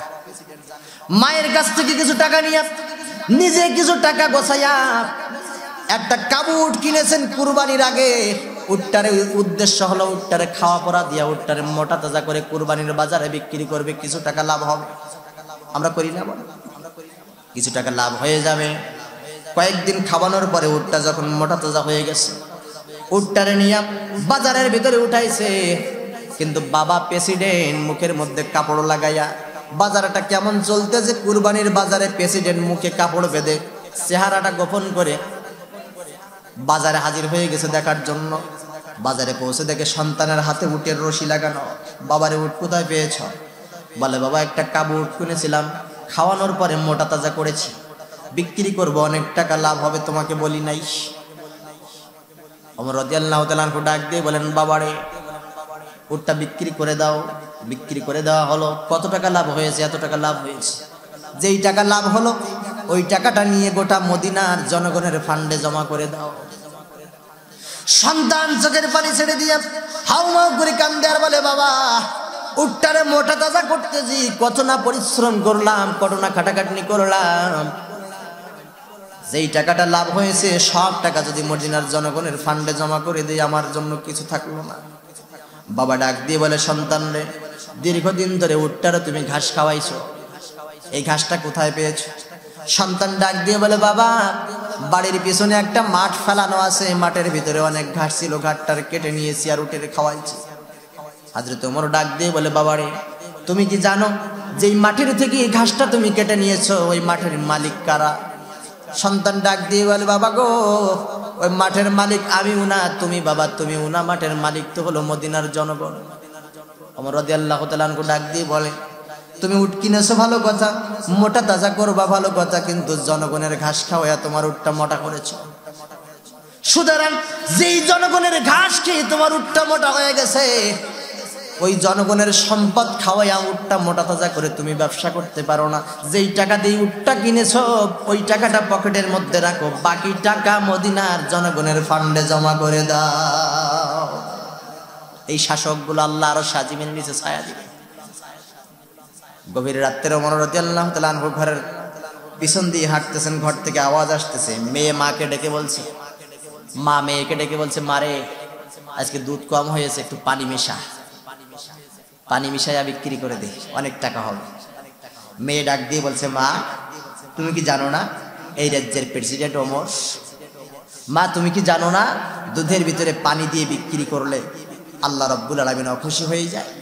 ওমর রাদিয়াল্লাহু তাআলা আনহু ঘরের দেওয়ালের গায়ে দাঁড়িয়ে দাঁড়িয়ে মা আর মেয়ের কথা শুনতেছেন। আস্তে করে বাড়িতে চলে গেছেন, সন্তানকে ডাক দিয়েছেন বাবারে আর দেরি করা যাবে না, অনেক দিন ধরে একটা মেয়ে খুঁজতেছিলাম, গোসল পরাইয়া বিয়ের পোশাক পরাইয়া ওই মা আর মেয়ের বাড়ি সকালবেলা হযরত ওমর নিজের সন্তান নিয়ে হাজির হয়ে গেছে। ডাক দিয়ে বলে মারে গতকালকে রাতে মেয়েকে তুমি না ডেকে বলছিলে মারে দুধের মধ্যে পানি দাও, অনেক টাকা লাভ হবে। দুইজন মানুষ ওমর রাদিয়াল্লাহু তাআলা আনহুর পায়ের উপরে পড়ে গেছে, আমিরুল মুমিনিন এবারের মতো মাফ করে দেন, বুঝতে পারি নাই আপনি শুনে ফেলেছেন। তারা মনে করেছে বড় ধরনের শাস্তি দেওয়ার জন্য ওমর চলে এসেছে। হযরত ওমর মা মেয়েকে সরাই দিয়া ডাক দিয়ে বলে মারে বিচার করার জন্য, শাস্তি দেওয়ার জন্য আমি আসি নাই। তুমি যে দুধের ভিতরে পানি দিতে বলছো, কিন্তু তোমার মেয়ে বলেছিল মা দুধের মধ্যে পানি দিলে একজন অখুশি হয়ে যায়, তিনি কে? ও মা আমি আমার সন্তানের জন্য এমন নেককারিনী একটা মেয়ে খুঁজতেছিলাম দীর্ঘদিন ধরে, অনেক খোঁজাখুঁজি করার পরে আল্লাহ আমারে মিলাই দিয়েছে। এই দেখ আমার সন্তানটাকে গোসল করাইয়া আর বিবাহের পোশাক পরাইয়া তোমার কাছে নিয়ে আসছি। মা আর মেয়ে যদি হয়ে যাও রাজি, এই মুহূর্তে ডেকে আনবো কাজী, তোমার মেয়ের সাথে আমার সন্তানের বিয়ে হয়ে যাবে। আহা এরকম শাসক আজকে জনগণ কোথায় পাবে? আল্লাহর নবী বলছেন এই শাসকদের সাথে যাদের চরিত্র মিলে যাবে কিয়ামতের ময়দানে আরশে আজিমের নিচে রব্বুল আলামিন ওই সমস্ত শাসকদেরকে টেনে টেনে নিয়ে আরশে আজিমের নিচে জায়গা করে দেবে। কোন সুবহানাল্লাহ। 2 নম্বরে আল্লাহর নবী বড় ডাক দিয়ে বলছেন, ও সাহাবীরা তোমরা শুনে নাও, ওই যুবককে আল্লাহ রাব্বুল আলামিন আরশে আজিমের নিচে জায়গা করে দিবেন যেই যুবকটা তার যৌবন বয়সে এমন ভাবে আল্লাহর ভয়ে ইবাদত বন্দেগী করেছে, যৌবন বয়সে গান বাজনার মঞ্চের আয়োজন করি নাই, যৌবন বয়সে কোনো নারীর ফিতনায় পড়ি নাই, নারীদের পেছনে ঘুরে বেড়াই নাই, যৌবন বয়সটা সরাসরি আল্লাহর রাস্তায় কাটিয়েছে। গান বাজনা আমাদের সমাজে আছে না নাই? 14 ফেব্রুয়ারিতে হয় কি হয় না? আলহামদুলিল্লাহ, মন থেকে আপনাদের জন্য দোয়া আসে যায়। এখানে আসার পরে অনেক ভাই আমারে বলেছে, হুজুর প্রতি বছর গানের আয়োজন করতাম, এবছর মাহফিলের আয়োজন করেছি। আল্লাহ আল্লাহ আমাদের ভাইদেরকে পিছনের গোনাগুলো এই নেক কাজের বিনিময়ে মাফ করে দিয়ে এখান থেকে এই প্রতিষ্ঠান মাহফিলটা কিয়ামত পর্যন্ত জারি রাখার তৌফিক দান করে দেন, বলেন আমিন। এইভাবে আমাদেরকে ফিরে আসার দরকার, কারণ গান বাজনা এমন একটা জিনিস, নবীজি বলছেন, হাদিস থেকে বলছি, গান বাজনা এমন জিনিস, গান বাজনার সাথে বাদ্যযন্ত্র নিয়ে যারা লেগে থাকে এরা জাহান্নামী, যারা সারাক্ষণ শোনে এরা জাহান্নামী, যারা এটা করে তারাও জাহান্নামী, উভয় পক্ষ সব জাহান্নামী, এরা জান্নাতের ভিতরে ঢুকতে পারবে না। সুতরাং আমাদের ফিরে আসার দরকার আছে না নাই? আছে না নাই? আলহামদুলিল্লাহ। আমি আবার মাহফিল জীবনে একটা সার্থকতা খুঁজে পেয়েছি আজকে, সেটা যে আপনারা যে যুবক ভাইগুলো ফিরে এসে আমাকে বলেছে, অনেকেই বলেছে হুজুর গানের আয়োজন বাদ দিয়ে আমরা মাহফিলের আয়োজন করেছি, মন থেকে দোয়া এসে গেছে আপনাদের জন্য। সেই শত শত মাইল পথ পাড়ি দিয়ে সকাল 6টার সময় গাড়িতে উঠছি, মাগরিবের সময় এখানে পৌঁছাই দিচ্ছি, এত পথ পাড়ি দিয়ে আসছি। আল্লাহ রাসূল বলছেন 3 শ্রেণীর মানুষের দোয়া রব্বুল আলামিন, এই 3 শ্রেণীর মানুষ যখন আল্লাহর কাছে দোয়া করে কোনো সামিয়ানাও থাকে না, কোনো বাধা বিঘ্ন থাকে না, সরাসরি আসমান ভেদ করে দোয়া আল্লাহর আরশে আজিম পর্যন্ত উঠে যায়, বলেন সুবহানাল্লাহ। তার ভিতরে 1 শ্রেণীর মানুষ হলো যারা মুসাফির, আল্লাহর দ্বীনের রাস্তায় কাজ করতে যেয়ে শত শত মাইল পথ পাড়ি দিয়ে এদিকে ওদিকে কোরআনের দাওয়াত নিয়ে ছুটে বেড়ায়। এই মানুষগুলো যখন আল্লাহর কাছে হাত তুলে দোয়া করে, আল্লাহ রাব্বুল আলামিন এদের দোয়া ফিরাই দিতে তিনি লজ্জাবোধ করেন। নবীজি বলছেন এই মানুষগুলো হাত তুলে দোয়া করার সাথে সাথে রব্বুল আলামিন দোয়া কবুল করে নেয়। আমি মন থেকে দোয়া করছি, আল্লাহ আমার ওই যুবক ভাইদেরকে যেন পিছনের গুনাহগুলো মাফ করে দেয়, এইরকম প্রতিষ্ঠান যেন আরো বেশি সুন্দর করে আঞ্জাম দেওয়ার তৌফিক দান করে দেয়, সবাই বলে না আমিন। প্রসঙ্গক্রমে, এটা আমার আলোচ্য বিষয় ছিল না, প্রসঙ্গক্রমে বাকি 2টা বলে দিতে চাই। 2 নম্বরে হলো মা বাবা যদি সন্তানের জন্য দোয়া করে, রব্বুল আলামিন কোনো পর্দা ছাড়াই সরাসরি দোয়া কবুল করে নিয়ে সন্তানের জন্য মা বাবার দোয়া কবুল করে নেয়। 3 নম্বর হলো কোনো মজলুম ব্যক্তি যারা ইসলামের জন্য কাজ করতে যে মার খাইতে গাইতে, গ্রাম্য ভাষায় বলে ঢ্যাপঢেপি হয়ে গেছে, এইরকম মার খাইতে গাইতে মজলুম ব্যক্তি, এমন ব্যক্তি যখন আল্লাহর কাছে দেওয়ালের গায়ে পিঠটা লাগাই দিয়ে দোয়া করে, আল্লাহ আর সহ্য করতে পারি না, দেওয়ালের গায়ে পিঠটা ঠেকে গেছে, যাওয়ার আর জায়গা নেই, এমন ব্যক্তি যখন 2টি হাত তুলে চোখের পানি ছেড়ে দিয়ে দোয়া করে, আল্লাহর নবী বলছেন এমন ব্যক্তি দোয়া করার সাথে সাথে দোয়া রব্বুল আলামিন কবুল করে নেয়। এই 3 শ্রেণীর মানুষের কাছে আমরা দোয়া চাইবো, রাজি আছি ইনশাআল্লাহ? রাজি আছি? 3 শ্রেণীর মানুষ নিজেরা হওয়ার চেষ্টা করব, যদি না পারি যারা আছে তাদের কাছে দোয়া চাইবো, আল্লাহ আমাদের তৌফিক দান করুন, কবুল করে নিন, বলেন আমিন। মুসলমান ভাইরা আমার 2 নম্বরে এমন যুবক যেই যুবকটা গান বাজনা ছেড়ে দিয়েছে, যৌবন বয়সটা ইবাদতের কাজে লাগাইছে, নামাজের কাজে লাগাইছে, আল্লাহর ভয়ে বান্দা অন্যায় কাজ করি নাই, এমন যুবককে আল্লাহ রাব্বুল আলামিন কিয়ামতের ময়দানে হাত ধরে ফেরেশতারা আরশে আজিমের নিচে জায়গা করে দেবেন। 3 নম্বরে আল্লাহর নবী বলছেন আরো 1 শ্রেণীর মানুষদেরকে রব্বুল আলামিন আরশে আজিমের নিচে জায়গা করে দেবে। ওই শ্রেণীর মানুষটা হলো যারা আজান হলে মসজিদে না যেয়ে আর বাড়ি থাকতে পারে না। এমন কিছু মানুষ সমাজে আছে না নাই? আজান হওয়ার পরে তারা আর বাড়ি থাকতে পারে না, মসজিদে না গেলে আর শান্তি লাগে না। শীতের রাতে আজান হয়ে গেছে, সব বুড়ারা মসজিদে, যুবকেরা বাড়ি ঘুমায়, আছে না নাই? আল্লাহ বলছে এমন পাগলেরা যারা প্রচন্ড ঠান্ডাকে উপেক্ষা করে মসজিদে চলে গিয়েছে আজান হওয়ার সাথে সাথে, অর্থাৎ মসজিদের সাথে যার সম্পর্কটা বেশি ছিল আগে গিয়েছে মসজিদে, পরে বাহির হয়েছে। কিন্তু আমাদের অবস্থা তো ব্যতিক্রম। জুমার আলোচনা করি, জুমার আলোচনায় দেখা যায় এই যে জুমার আলোচনা করতে গিয়ে পরিস্থিতি এমন হয়ে যায়, সবার শেষে যেই বান্দা মসজিদের ভিতরে ঢুকছে, ভিতরে জায়গা পাই নাই, দরজার মুখে বসছে, 1:30টায় জামাত, 31 হলে ওই লোকটার গায়ে আগে ঝাঁটা লাগে, ঠিক কিনা? যে বেচারা আগে বসলো প্রথম কাতারে হুজুরের সামনে হা করে বসে আলোচনা শুনতেছে, 1 ঘন্টা আলোচনা শুনছে, তার গায়ে আগুন জ্বলে না। যে সবার শেষে আসছে, 30-এ জামাত 29-এ ঢুকছে, 2 মিনিট হুজুর বেশি করে ফেলেছে, পিছন দিক থেকে ঝাড় মারে, হুজুর সময় হয়ে গেছে, সময়ের দিকে খেয়াল করেন। আছে না নাই?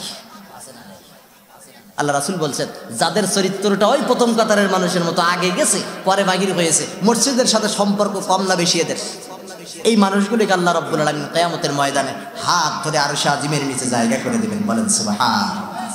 আল্লাহর নবী বলছেন 4 নম্বরে ওই 2 ব্যক্তিকে রব্বুল আলামিন আরশে আজিমের নিচে জায়গা করে দেবে, এমন ব্যক্তি যারা আল্লাহকে রাজি করানোর জন্য বান্দাকে ভালোবাসে। সুবহানাল্লাহ। আল্লাহকে রাজি করার জন্য, আল্লাহকে খুশি রাখার জন্য আমাকে ভালোবাসছে, আবার আল্লাহকে খুশি রাখার জন্য একজন বাটপারের সঙ্গ ত্যাগ করে দিয়েছেন। নবী বলছেন এমন মানুষকে আল্লাহ রাব্বুল আলামিন আরশের নিচে জায়গা করে দেবে। সুবহানাল্লাহ। অর্থাৎ আল্লাহকে খুশি করার জন্য কাউকে ভালোবেসেছে আর আল্লাহকে খুশি করার জন্য কারো সম্পর্ক ছেড়ে দিয়েছে, এমন মানুষকে আল্লাহ রাব্বুল আলামিন ফেরেশতার মাধ্যমে হাত ধরে নিয়ে আরশে আজিমের নিচে জায়গার ব্যবস্থা করে দিবেন। সুবহানাল্লাহ। কিন্তু আমার যুবক ভাইরা, আল্লাহ রাসূল বলছেন যুবকদের ব্যাপারে বেশি কথা আসছে, যুবকেরা এই কাজ করলে আল্লাহ রাব্বুল আলামিন আরশে আজিমের নিচে জায়গা করে দিবেন। যুবকরা আল্লাহর ভালোবাসায় কারো সম্পর্ক করলে আল্লাহ তাকে জায়গা করে দিবেন। যুবকরা আল্লাহর ভালোবাসায় কারো সম্পর্ক ত্যাগ করলে আল্লাহ তাকে আরশে আজিমের নিচে জায়গা করে দিবেন। সেই যুবকরা আজকে কোন জান্নাতি হুরের পিছনে পাগল হয়ে গেছে, জান্নাতি হুরের পিছনে ঘুরতে ঘুরতে আল্লাহর ভালোবাসা থাক আর যাক সেটা দরকার নেই, ওরে আমি চাই। আছে না নাই? কথা বলেন আছে না নাই? মা বোনেরা অনেকে এসেছে, তাদের ব্যাপারে কিছু কথা বলার দরকার। আবার মা বোনদের অবস্থা তো এমন হয়ে গেছে, নিজের চেহারা লুকাইতে লুকাইতে ময়দার দামও পর্যন্ত তারা তুলে ফেলছে। এক মুসল্লি তো 100 তো ডাক দিয়ে বলে, হুজুর অবস্থা তো এমন হয়ে গেছে, মুখের দিকে তাকাইলে মনে হয় 1000 পাওয়ারের বাল্ব জ্বলতেছে, পায়ের দিকে তাকাইলে মনে হয় বিদ্যুৎ নাই। আহা, জাহান্নামী লক্ষণ। নবীজি বলছেন যারা চেহারাকে নকল করে উল্টাটা প্রকাশ করতে চাচ্ছে এরা জাহান্নামী হয়ে যাবে। আল্লাহ আমাদেরকে হেফাজত করুক, বলেন আমিন। আর আওয়াজ দিয়ে বলেন আমিন। আর একটা জিনিস আমার ভাই কইছে, ইমাম সাহেব ভাই, ওই যে মোবাইলের গানটা গাচ্ছিল না, এই মোবাইল এসে তো সমাজটা তছনছ করে ফেলে দিয়েছে।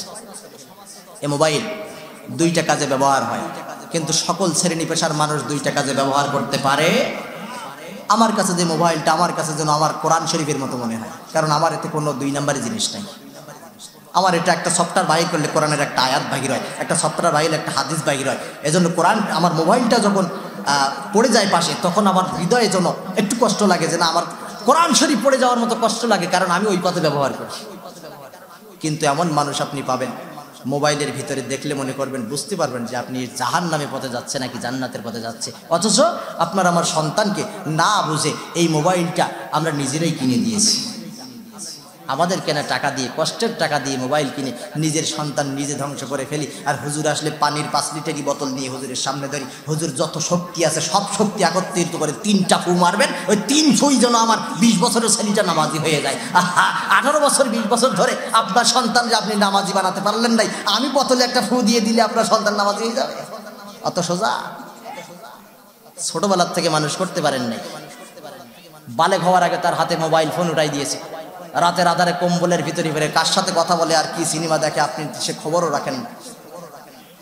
কি করে আপনার সন্তান আমি একটু পানি পড়ে দিলে মানুষ হবে? কারণ আপনার সন্তানের অধিকার, সন্তানের হক আপনি দিতে পারেন নাই, এজন্য বৃদ্ধ বয়সে আপনাকে বৃদ্ধাশ্রমে যাওয়া লাগে।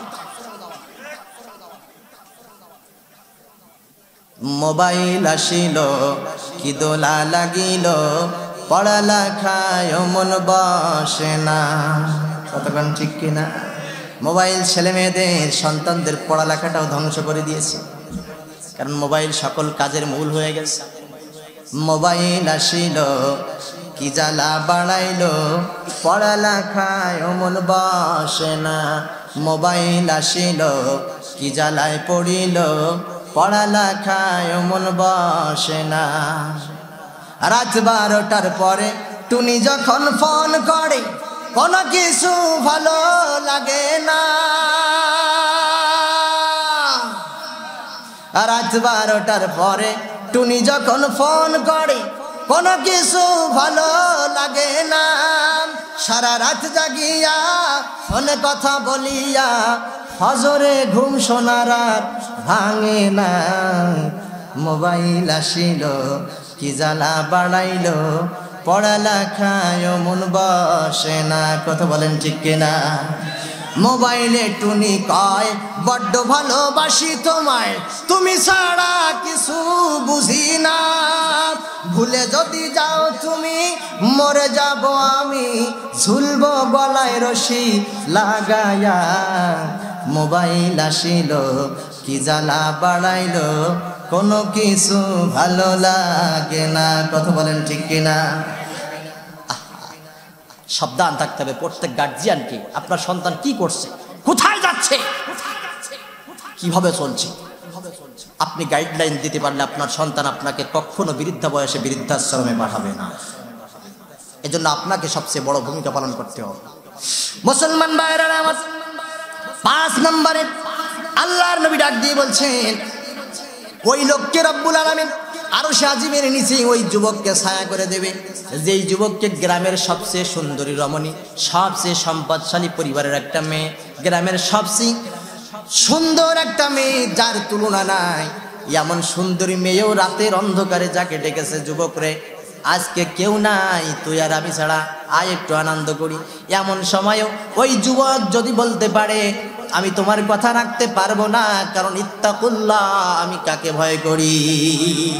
আল্লাহর নবী বলছেন, এমন সুন্দরী রূপবতী মেয়ে ডাকার পরে যুবক যদি ওখান থেকে আল্লাহকে ভয় করি এই কথা বলার পরে ফিরে আসতে পারে, কিয়ামতের ময়দানে আল্লাহ রাব্বুল আলামিন ফেরেশতাদেরকে মাধ্যমে ওই যুবকের হাতটা ধরে নিয়ে আরশে আজিমের ছায়ার নিচে জায়গা করে দেবে। গণ সুবহানাল্লাহ।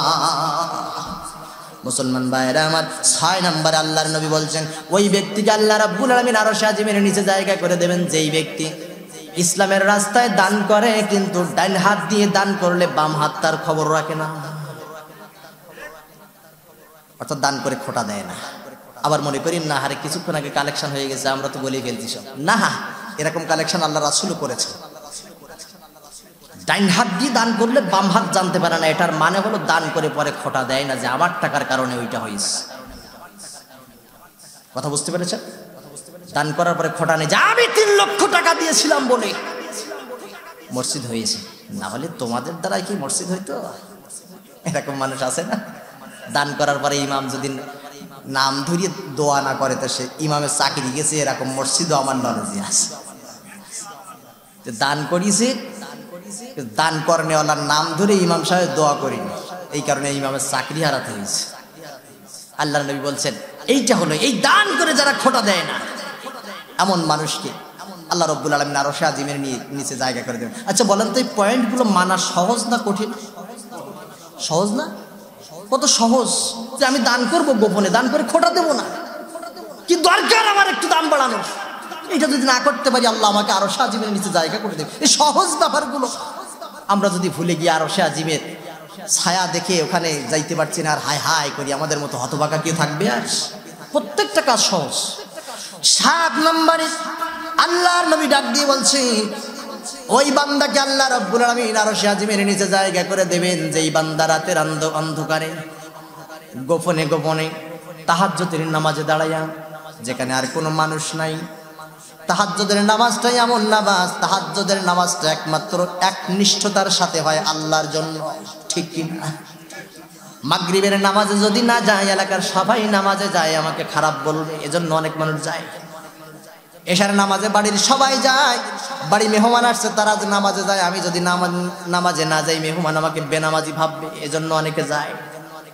তাহাজ্জুদের নামাজ, জুমার নামাজটা এমন নামাজ এলাকার সবাই যায়, আমি যদি বাড়ি থাকি মানুষ আমাকে বেনামাজি বলবে, সারা সপ্তাহ খবর নাই, জুমার দিন মসজিদে জায়গা হয় না, এমন মসজিদ আছে না নাই? এজন্য অনেকে যায়। কিন্তু তাহাজ্জুদের নামাজ এমন নামাজ, যেই নামাজ গোপনে পড়া ভালো।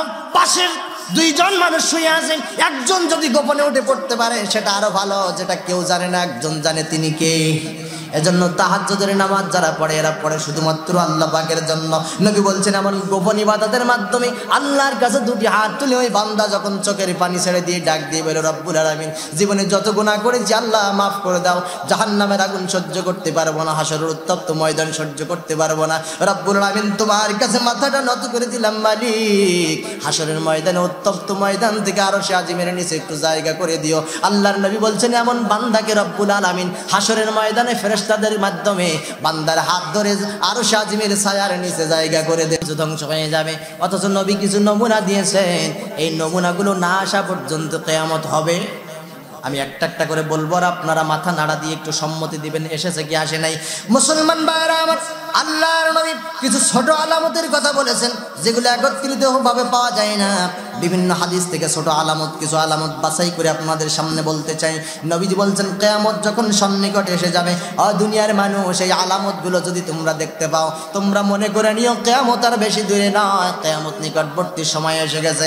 আল্লাহর নবী বলছেন কিয়ামতের পূর্বে এমন একটা অবস্থায় পৃথিবীর লোকেরা পড়ে যাবে, গোটা পৃথিবী তখন ফিতনা ফাসাদ দিয়ে ভরপুর হয়ে যাবে। আওয়াজ দিয়ে বলেন ফিতনা ফাসাদ আছে না নাই?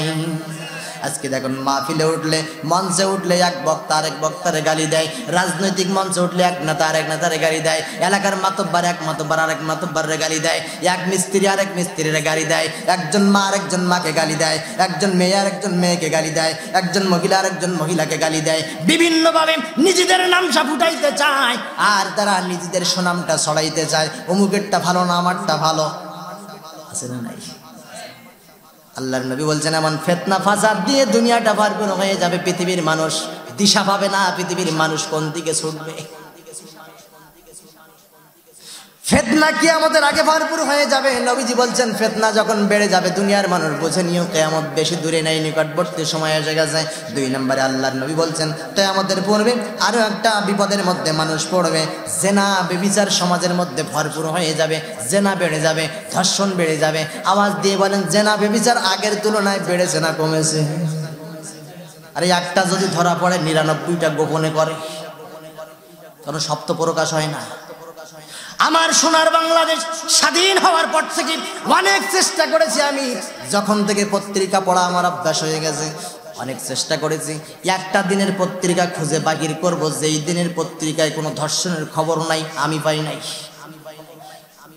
এত কষ্ট করে আমার দেশের লক্ষ কোটি মানুষ জীবন দিয়া দেশটা স্বাধীন করছে জেনা মুক্ত বাংলাদেশ গড়ার জন্য, ধর্ষণ মুক্ত বাংলাদেশ গড়ার জন্য, চুরি মুক্ত বাংলাদেশ গড়ার জন্য, অন্যায় মুক্ত বাংলাদেশ গড়ার জন্য। কিন্তু কোরআনের আইন না থাকার কারণে সমাজে জেনা ব্যভিচার আরো বাড়তেই আছে। 71-এর পর থেকে নিয়ে আজকের এই 24 পর্যন্ত একটা দিনের পত্রিকা আপনি বাহির করবেন, এক পত্রিকায় না পাইলে আরেক পত্রিকায় দেখবেন, আরেক কোম্পানিতে না পাইলে আরেক কোম্পানিতে দেখবেন, দেখবেন ওই তারিখের ভিতরে কোনো না কোনো পত্রিকায় ধর্ষণের খবর আছে। আল্লাহর নবী বলছেন কিয়ামতের পূর্বে এটা একটা আলামত। ধর্ষণ যখন বেড়ে যাবে, জেনা যখন সমাজের ভিতরে বেড়ে যাবে, নিজের স্ত্রী নিজের স্বামীকে আর ভালো লাগবে না, পাশের বাড়ির স্বামীকে দেখে নিজের স্ত্রী আর সহ্য করতে পারবে না, স্বামীকে গালি দেবে আর বলবে তুমি কি দেখো না 50,000 টাকা কামাই করে তুমি 200 টাকা নিয়ে বাড়ি আসো জ্ঞান আছে না? এমনি ভাবে আরেকজনের স্বামীরে ভালো লাগতে লাগতে আরে ভালো লাগাটা আরো যেন গাঢ় হয়, জন্য চশমা লাগানোর জন্য মিস্টার ইবলিস আছে না নাই? ইবলিস চশমা লাগাইয়া মহিলারা খারাপ ছাড়া ভালো আর কিছু দেখতে পায় না। এমনি ভাবে সমাজের ভিতরে জেনা ব্যভিচার যখন বেড়ে যাবে, আল্লাহর নবী বলছে তোমরা বুঝে নিও সমাজটা অন্ধকার হয়ে গেছে, কিয়ামত নিকটবর্তী চলে এসেছে। আল্লাহর নবী বলছেন ও দুনিয়ার মানুষেরা তোমরা জেনে রেখে দাও কিয়ামতের পূর্বে আরো একটা আলামত তোমরা দেখতে পাবে, সমাজের ভিতরে গান গাওয়ার জন্য বেশি বেশি মহিলা তৈরি হয়ে যাবে। আছে না নাই? কষ্টে কলিজা ফেটে যায়, দুঃখ রাখবো কোন জায়গায়, রাখার তো জায়গা নাই। বাংলাদেশের মতো পবিত্র দেশে পবিত্র জায়গায় পবিত্র সংসদে মমতাজের মতো শিল্পী গান গায়, এই কষ্ট রাখবো কোন জায়গায়? এমন পবিত্র জায়গায় মমতাজ যখন গান গায় তখন আমার কলজিটা হারিয়ে যায়, কষ্ট রাখার জায়গা নাই। আল্লাহর নবী বলছে এটা কিয়ামতের আলামত। আমি এগুলো যখন দেখি আর আমার জন্য মনে হয় নবীজি 1500 বছর আগে যেন দেখে দেখে কথাগুলো বলেছেন, যেগুলো 100% বাস্তবতা পাচ্ছি আমরা। নবীজি বলছেন কিয়ামতের আগে গায়িকাদের সংখ্যা সমাজের ভিতরে অত্যন্ত বেশি হয়ে যাবে, ভণ্ড নবীর সংখ্যা সমাজে বেড়ে যাবে। ভণ্ড নবী প্রকাশ হয়েছে না হয় নাই? অসংখ্য ভণ্ড নবী কাদিয়ানীরা, যাদের কথা কিছুক্ষণ আগে বলতেছিলাম, গোলাম আহমদ কাদিয়ানী নাকি তাদের শেষ নবী, এজন্য খতম এই শব্দটা ওরা মানে না। গোটা কোরআন মানে, খতাম শব্দটা মানে না। ওরা মানে না মুহাম্মদ সাল্লাল্লাহু আলাইহি ওয়াসাল্লাম শেষ নবী, ওরা মানে কাদিয়ানী। গোলাম আহমদ কাদিয়ানী হলো ওদের শেষ নবী, ওরা তাকে অনুসরণ করে। অথচ লক্ষ্য করেন, সকল নবীদেরকে যখন আল্লাহ পৃথিবী থেকে জিবরাইল আলাইহিস সালামের মাধ্যমে উঠাই নিয়েছেন, প্রত্যেক নবীর কাছে জিবরাইল আসছে আর বলছে, হুজুর সময় হয়েছে নাকি, যদি অনুমতি দেন জানটা কবজ করব। যদি নবী অনুমতি দিয়েছে, জানটা কবজ করে নিয়ে জিবরাইল চলে গেছে। গোলাম আহমদ কাদিয়ানীর কাছে কেমন অনুমতি নিয়েছে, হালা বেটা বাথরুমের ভিতরে পুড়ি মরিস, বাথরুমের ভিতর থেকে বাহির হওয়ার সুযোগ দেই নাই। নিজের দেশেও না, পাকিস্তানের লাহোরে বাথরুমের ভিতরে পড়ে নবী মরিয়া যখন গন্ধ ছড়িয়েছে, তখন কর্মীরা টের পাইয়েছে। এই হলো ওদের শেষ নবী। আল্লাহর নবী বলছেন এমন ভণ্ড নবীও সমাজে বাহির হবে, এটা কিয়ামতের আলামত। আমার কলিজার ভাইরা, গুরুত্বপূর্ণ পয়েন্টে আসি। আল্লাহর নবী বলছেন কিয়ামতের আগে এমন একটা সময় আসবে, মানুষের সম্পদ বেড়ে যাবে। কালকে টাকা ছিল না, আজকে 2 কোটি টাকার মালিক হয়ে গেছে, আছে না নাই? গতদিন থাকার জায়গা ছিল না, আজকে 5 তলা বিল্ডিং এর ফাউন্ডেশন করতেছে, আছে না নাই? নবী বলছেন অতিরিক্ত সম্পদ এটা কিয়ামতের পূর্ব লক্ষণ। কিয়ামতের আগে মানুষের সম্পদ অত্যন্ত গুণে বেড়ে যাবে। মুসলমান ভাইরা আমার, সমাজের ভিতরে হত্যা বৃদ্ধি পাবে। মানুষ কারণে অকারণে, সামান্য কারণে, তুচ্ছ কারণ নিয়ে মানুষকে হত্যা করে ফেলবে। একজন ভাই আরেকজন ভাইকে হত্যা করবে, দ্বিধা করবে না। সন্তান মা বাবাকে হত্যা করবে, দ্বিধা করবে না। মা নিজের কলিজার টুকরা সন্তানকে বালিশ চাপা দিয়ে হত্যা করবে। ছোট্ট বাচ্চা ছটফট করতে করতে মায়ের কোলে মারা যাবে, ঘটনা আছে না নাই? নবীজি বলছে এটা কিয়ামতের আলামত। কারণে অকারণে একজন মানুষ আরেকজনকে হত্যা করবে, এটা কিয়ামতের পূর্ব লক্ষণ। আল্লাহর নবী বলছেন কিয়ামতের পূর্ব লক্ষণ আরো একটা হলো, কিয়ামতের আগে পৃথিবীর মানুষ যারা থাকবে তারা দেখতে পাবে সমাজের মধ্যে, দুনিয়ার মধ্যে বারবার ভূমিকম্প হবে, আছে না নাই? 50 বছরের ঊর্ধ্বে যাদের বয়স, আমার সেই বয়স যাদের বেশি, আমার বয়স বেশি না, 30 রানিং, 30 চলে। আমার সেই বয়স যাদের বেশি, তারা আমার চেয়ে ভালো বলতে পারবেন। এখান থেকে 20 বছর আগেও শুনতাম মা বোনেরা বলতো, মাদলির ভিতরে তাবিজ ভরে নিয়ে আসতো, বাসায় এসে বলতো পরবর্তী ভূমিকম্প যতদিন না হবে ততদিন পর্যন্ত মেয়াদ থাকবে। বলতো না, ভূমিকম্প না হওয়া পর্যন্ত মেয়াদ থাকবে। মানে একটা আত্মবিশ্বাস ছিল, এই তাবিজ নিয়ে আসছি, ভূমিকম্প তো তাড়াতাড়ি হয় না, এর মেয়াদ অনেকদিন পর্যন্ত থাকবে। আজকে দেখা যায় একদিনে শতবার এক জায়গায় ভূমিকম্প হয়। দিনের পরে দিন ভূমিকম্প, সপ্তাহ পরে ভূমিকম্প, মাসে কয়েকবার ভূমিকম্প, আছে না নাই? আল্লাহর নবী বলছেন কিয়ামতের পূর্ব লক্ষণ হলো কিয়ামতের আগে দুনিয়ায় ভূমিকম্প বেশি হয়ে যাবে। আল্লাহ দুনিয়াটা কাঁপিয়ে কাঁপিয়ে মানুষকে দেখিয়ে দেবে, মানুষকে বুঝাতে চাইবে, ও দুনিয়ার মানুষেরা তোমরা দেখো আমার রাসূল ভবিষ্যৎবাণী করেছে, বাস্তবতা ফুটে উঠতেছে, ফিরে আসো, এখনো সময় আছে। কিয়ামত কিন্তু নিকটবর্তী সময় চলে এসেছে। আমার মুসলমান ভাইরা, এরপর আল্লাহর নবী বলছেন সমাজে মদ বেড়ে যাবে। যেই মদ সমাজ থেকে দূর করার জন্য আল্লাহ কোরআন নাজিল করেছেন। মদ, সাহাবীরা মদ খাওয়ার জন্য মদের বোতল হাতে নিয়েছেন, মুখের ভিতরে ধরেছেন। আবার মনে করেন না সাহাবীরা মদ খাইতো, আমরা খাইলে দোষ কি? তখন মদের আয়াত নাজিল হয় নাই, একটা একটা করে আয়াত নাজিল হচ্ছে। মদের বোতল মুখে নিয়েছেন, শুধু মুখের ভিতরে ঢেলে দেবেন মদের পানিটা। এমন সময় আল্লাহর নবী প্রচার করেছে, আল্লাহ মদের বিরুদ্ধে আয়াত নাজিল করেছে, মদ হারাম হয়ে গেছে। সাহাবী মদের বোতলটা হাত থেকে ছুঁড়ে ফেলে দিয়েছে। কোরআনের কারণে, ইসলামের কারণে, আল্লাহর কারণে, রাসূলের কারণে। আজকের যুব সমাজ কোথায় যায়? সেই মদ খাওয়ার জন্য লাইসেন্স আছে না নাই? ময়দানে দাঁড়িয়ে প্রকাশ্যে বলি, সংসদে বলি মদের বিরুদ্ধে লড়বো, মাদকের বিরুদ্ধে আমরা, মাদক চাই না। অথচ মাদকের পক্ষে আবার লাইসেন্স দেয়। পুলিশ গেছে, যাওয়ার পরে এক যুবককে ধরছে, মদ পান করতেছে, হাতে ধরছে, বলে মদ খাস কেন, তোর খবর আছে? যুবক ডাক দিয়ে বলে তোমারও খবর আছে। পকেট থেকে কাগজ বাইর করি, বলে লাইসেন্স আছে। পুলিশ বলে সরি বাবা। কি করবেন আপনি? কথার সাথে কাজের মিল হওয়া লাগবে। যতক্ষণ পর্যন্ত মিল হয়, মাদকের বিরুদ্ধে আমরা, লাইসেন্স আসে দিব। কথার সাথে কাজে মিল যাদের, এরা কি? এই মিল যতক্ষণ পর্যন্ত না হবে ততদিন পর্যন্ত সমাজে শান্তি আসতে পারে আমি একটু আস্তে বলতে চাই, কিছু কিছু কথা আস্তে বলার দরকার, অনেক দূরে যাই, এই এর জন্য পারি না, এই আস্তে বললে জোরে শোনা যায়। কষ্ট হচ্ছে আপনাদের? কষ্ট হচ্ছে? আর বেশিক্ষণ না, অল্প সময়ের ভিতরে শেষ করে দেবেন ইনশাআল্লাহ। আমার কলিজার ভাইরা, আল্লাহর নবী বলছেন কিয়ামতের পূর্ব মুহূর্তে পৃথিবীর মানুষেরা দেখতে পাবে সমাজের ভিতরে মিথ্যা সাক্ষ্য বেড়ে যাবে। একজন মানুষকে ফাঁসানোর জন্য যে দেখি নাই সাও সাক্ষ্য দেবে, আছে না নাই? আমার কথা না বাবা, নবীর হাদিস থেকে বলছি, মিথ্যা সাক্ষ্য বেড়ে যাবে। এজন্য তো দেখা যায় ৭৮ জন্ম হওয়ার পরেও ৭১ সাক্ষী দেয়। এটা নবীজি বলছে, এটা সাধারণ কোনো ব্যাপার না, এটা কিয়ামতের আলামত। সমাজের ভিতরে মিথ্যা সাক্ষ্য বেড়ে যাবে। ওই মিথ্যা সাক্ষ্যর উপর নির্ভর করে নেককার মানুষগুলোর জেল হবে, কারাগার হবে, আসামি হয়ে বছরের পরে বছরে কারাগারে কাটাবে, স্ত্রী সন্তান থেকে দূরে থাকবে। নবীজি বলছেন মিথ্যা সাক্ষ্য সমাজের ভিতরে যখন বেড়ে যাবে, ও দুনিয়ার মানুষ তোমরা সাবধান থেকো, কিয়ামত বেশি দূরে নয়, নিকটবর্তী হয়ে গেছে। একটা একটা করে মিলাইয়েন মুসলমান ভাইয়েরা আমার। এরপরে আল্লাহ নবী বলছেন সময়ের ব্যবধান কমে যাবে। সময়ের ব্যবধান কমে যাবে বলতে কখন সকাল হবে, কখন সন্ধ্যা হয়ে যাবে মানুষ বুঝতে পারবে না। শুধুমাত্র বলবে শীতকালী বেলা, এই বেলায় কিছু করার মতো নেই, বেলা ওঠার সাথে সাথে সন্ধি হয়ে যায়, বলে না? বলে শীতকালের বেলা, বেলা উঠেছে কেবল দেখো দুপুর হয়ে গেছে। সময়ের ব্যবধান কমে যাচ্ছে। বিজ্ঞানীরা বলছে মাটির নিচের অবস্থা পরিবর্তন হচ্ছে, যার কারণে এই সময়ের ব্যবধান আরো কমে যেতে পারে। নবীজির ভবিষ্যৎবাণী আর আজকের বিজ্ঞান ১৫০০ বছর আগে প্রমাণ করতেছে।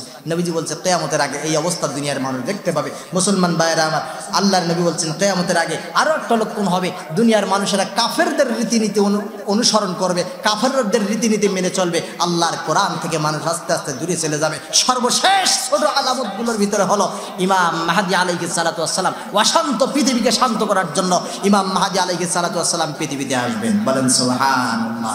এই ছোট আলামতগুলো দেখলে মনে হয় ইমাম মাহদী আলাইহিস সালাতু ওয়াস সালাম সব আলামত প্রকাশ হয়ে গেছে। মাহদী আলাইহিস সালাতু ওয়াস সালাম এখনো আসেন নাই। এজন্য মুফাসসিরে কেরাম দ্বিধাদ্বন্দ্বে পড়ে আছেন, মুহাদ্দিসিনে কেরাম অনেক খোঁজাখুঁজি করতেছেন। সব আলামত প্রকাশ হয়ে গেছে, না জানি মেহেদী আলাইহিস সালাম তার জন্ম পৃথিবীতে হয়ে গেছে কিনা। কারণ মেহেদী আলাইহিস সালাম এসে তো বলবে না আমি মেহেদী, বলবে নাকি? তানাকে মানুষ চিনে নেবে, তিনি স্বীকার করতে চাইবেন না যে আমি মেহেদী। মানুষ বলবে যে না তুমি মেহেদী, কারণ ইমাম মাহদী আলাইহিস সালামের বাবার নাম হবে, আমার নবীর বাবার নাম আব্দুল্লাহ, মায়ের নাম হবে আমিনা, তার নিজের নামটাও থাকবে মুহাম্মদ।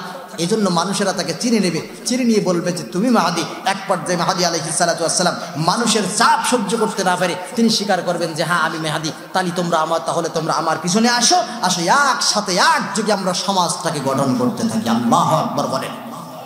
এই অশান্ত পৃথিবী আল্লাহ রাব্বুল আলামিন আবার শান্ত করে দেবেন। সাহাবায়ে কেরাম মসজিদের ভিতরে বসে কি যেন বলাবলি করতেছেন। নবীজি মসজিদের ভিতরে ঢুকছেন, সাহাবীরা তোমরা কি আলোচনা করতেছো? সাহাবীরা ডাক দিয়ে বলছে ইয়া রাসূলুল্লাহ, ইয়া হাবিবাল্লাহ, আমরা মসজিদের ভিতরে বসে আপনি যে কিয়ামতের কথা বলেছেন আমরা একটু আলোচনা করতেছি যে কিয়ামতটা কখন হবে। কারণ আল্লাহর নবী ইতিপূর্বে বলেছেন কিয়ামতটা কখন হবে, কোন টাইমে হবে, কত বছর পরে হবে রব্বুল আলামিন আমাকে জানাই নাই, কিন্তু কিছু নমুনা দিয়েছেন। আল্লাহর নবী বলে কিয়ামত হবে জুমার দিন, শুক্রবার। কোন দিন? জুমার দিনে কিয়ামত হবে। কোন সময়ে হবে এটাও রাসূল বলেছেন, আসরের নামাজ চলাকালীন সময় এমন মুহূর্তে কিয়ামত হবে। কোন জায়গায় আসরের নামাজ চলতেছে মসজিদে, অর্থাৎ আসরের সময় কিয়ামত শুরু হয়ে যাবে। কিন্তু কোন শুক্রবারে হবে, কত সালে হবে, কত বছর পরে হবে, কোন জামানায় হবে এটা রাসূল বলেন নাই। সাহাবীরা বলে ইয়া রাসূলুল্লাহ, ইয়া হাবিবাল্লাহ, আমরা আলোচনা করতেছিলাম সেই সময়টা কখন হতে পারে। আল্লাহর নবী ডাক দিয়ে বলেন সাহাবীরা রে, ওই সময়টা সম্পর্কে আল্লাহ রাব্বুল আলামিন আমাকেও জানায় নাই, কিন্তু 10টা আলামত, 10টা চিহ্নের কথা আমি বলে যেতে চাই। এই 10টা আলামত যতক্ষণ পর্যন্ত প্রকাশ না হবে ততক্ষণ পর্যন্ত কিয়ামত হবে না। এই 10টা আলামতের কথা বলে আমি শেষ করে দেবো ইনশাআল্লাহ। শুনবেন ইনশাআল্লাহ? 10টা আলামত ছোটগুলো আমরা শুনেছি, ছোটগুলো শোনার পরে আমাদের মনে হয়েছে যে আরে ইমাম মাহদী আলাইহিস সালাম ছাড়া বাকি সবগুলো প্রকাশ হয়ে গেছে, অর্থাৎ কিয়ামত অত্যন্ত নিকটবর্তী চলে এসেছে। এখন বড় আলামতগুলো এসেছে কিনা বা আসছে কিনা জানার দরকার আছে না? যদি মনে হয় যে কাছাকাছি চলে আসছে, আল্লাহ পাকের মেহেরবানিতে আমাদেরকে ভালো হয়ে যাওয়ার দরকার আছে না নাই? কথা বলেন, আছে না নাই? মুসলমান ভাইরা আমার, আল্লাহর নবী বলছেন 10টা আলামত যতক্ষণ পর্যন্ত আল্লাহর জমিনে দেখা না দেবে ততক্ষণ পর্যন্ত কিয়ামত হবে না। সাহাবীরা এজন্য তোমরা গা ভাসিয়ে দিয়ে বসে থাকবে না, কারণ এই 10টা আলামত এমন একটা আলামত, এই 10টা আলামতের ভিতরে একটা আলামত যদি একবার পৃথিবীর জমিনে চলে আসে, একটা আলামত যদি প্রকাশ পায়, পরবর্তীটা আসতে আর দেরি করবে না, তসবির দানার মতো একটা একটা করে আসতে থাকবে। এখন আসি নাই বলে বসে থাকো না, একটা যদি তোমরা দেখতে পাও, জানতে পারো, তসবির দানার মতো একটার পরে একটা আসতে থাকবে, অল্প দিনের ভিতরে কিয়ামত হয়ে যাবে। সাহাবীরা বলে, ইয়া রাসূলুল্লাহ, জলদি করে বলেন সেই 10টা আলামত কি, কোন 10টা আলামতের আসার পরে দুনিয়ায় কিয়ামত হবে? আল্লাহর নবী একটা একটা করে সাহাবায়ে কিরামদেরকে জানাচ্ছেন, রে আমার সাহাবীরা তোমরা শুনে নাও। সেই আলামত, প্রথম নাম্বার আলামত হলো দুনিয়ার পূর্ব দিক থেকে ধোঁয়া বাহির হবে। কি বাহির হবে? ধোঁয়া বাহির হবে। পৃথিবীর পূর্ব দিক থেকে ধোঁয়া আসবে, এত বড় ধোঁয়া আসবে, এই ধোঁয়ার কারণে গোটা পৃথিবী অনেক দিন পর্যন্ত অন্ধকার হয়ে থাকবে, মানুষ কিছু দেখতে পাবে না, চতুর্দিকে দেখবে শুধু ধোঁয়া আর ধোঁয়া। এখন বলতে পারেন এই ধোঁয়া কখন আসবে, কবে আসবে? বিজ্ঞানীদের থিওরি থেকে কিছু কথা বলে যায়, গবেষণামূলক কথা।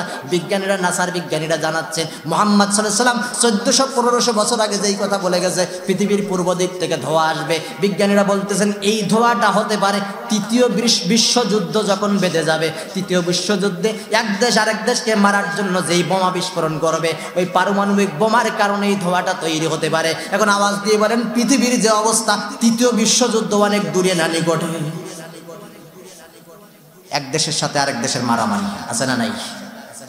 বিজ্ঞানীরা বলছে এই ধোঁয়াটা ওই পারমাণবিক বোমা মারার কারণে এই ধোঁয়াটা তৈরি হয়ে গোটা পৃথিবী ধোঁয়ায় ছেয়ে যেতে পারে। নবীজি এটা বলেন নাই, কিন্তু নবীজি ইঙ্গিত দিয়েছেন পূর্ব দিক থেকে ধোঁয়া বাহির হবে। এই ধোঁয়াটা গোটা পৃথিবী কয়েকদিনের জন্য একবারে গ্রাস করে ফেলবে। পৃথিবীর মানুষ শুধু চতুর্দিকে ধোঁয়া আর ধোঁয়া, যেমনি ভাবে কুয়াশা পড়লে লাইটও সামনে যায় না, আছে না? কুয়াশায় যারা আপনারা পথ চলেন, আপনারা বুঝতে পারবেন, বিশেষ করে যারা বাইক চালান। আমি যখন রাতে মোটরসাইকেলে, বাইকে বা প্রাইভেটে মাহফিল থেকে ফিরে যাই, এমন অবস্থা হয়ে যায় 10 কিলোমিটার গতিতে মনে হয় গাড়ি টানা যায় না, লাইটের আলোও সামনে যায় না, এত কুয়াশা।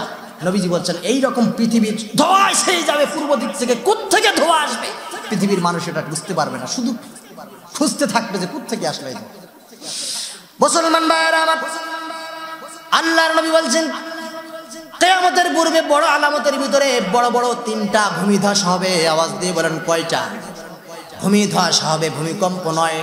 ভূমিধস মানে কারুনকে তার সমস্ত সম্পত্তি সহ আল্লাহ রাব্বুল আলামিন ধসায়া জমিনের নিচে ডাবাই দিছিল। কারুনের সমস্ত রাজ্য সহ জমিনের নিচে ডাবাই দিছে আল্লাহ, সেখানে সাগর তৈরি হয়ে গেছে। আল্লাহর নবী বলছেন কিয়ামতের আগে পৃথিবীর 3 প্রান্তে 3টা ভূমিধস হবে। 1 নাম্বার ভূমিধসটা হবে পৃথিবীর পূর্ব প্রান্তে। এমন ভূমিধস হবে মুহূর্তের মধ্যে গোটা পৃথিবীর মানুষ জানতে পারবে পৃথিবীর পূর্ব প্রান্তে এক সাইড নাই, ধসে গেছে, মাটির নিচে সাগর হয়ে গেছে। 2 নম্বরে পশ্চিম প্রান্তে একটা ভূমিধস হবে, অর্থাৎ পশ্চিমারা সাদা মানুষগুলো, যেই মানুষগুলো মানুষের উপর নির্যাতন করছে আর জুলুম করছে, গোটা বিশ্ব দ্বারা শাসন করার স্বপ্ন দেখতেছে, আল্লাহর নবীর হাদিস যদি সত্য হয়ে থাকে পশ্চিমা বিশ্ব থাকবে না। কিয়ামতের আগে পশ্চিমা বিশ্ব ভূমিধসের মধ্যে ধসে পানির নিচে আল্লাহ রাব্বুল আলামিন দাবাই দিবেন। 3 নম্বরে একটা জায়গায় ভূমিকম্প হবে, এটা 4 নম্বর আলামত। এটা 4 নম্বরে যে জায়গায় ভূমিকম্প হবে, এটা বড় আফসোসের ব্যাপার, দুঃখের ব্যাপার। এটা হবে পৃথিবীর মধ্য প্রান্তে, অর্থাৎ যে জায়গায় আমাদের আমিরুল মুমিনিনরা আছে না, পৃথিবীর মধ্যখানে আরব উপদ্বীপে আমাদের আমিরুল মুমিনিনরা যেখানে আছে, এখন বলেন ওনাদের মতো জায়গায় ভূমিকম্প হতে হলে কিছু আলামত দরকার। খামাখা কি আল্লাহ ভূমিকম্প দেবে নাকি? আরব দেশের মতো জায়গায় আলামত তৈরি হয়ে যাচ্ছে, মানে দেখলে বোঝা যায় কিয়ামত বেশি দূরে নয়।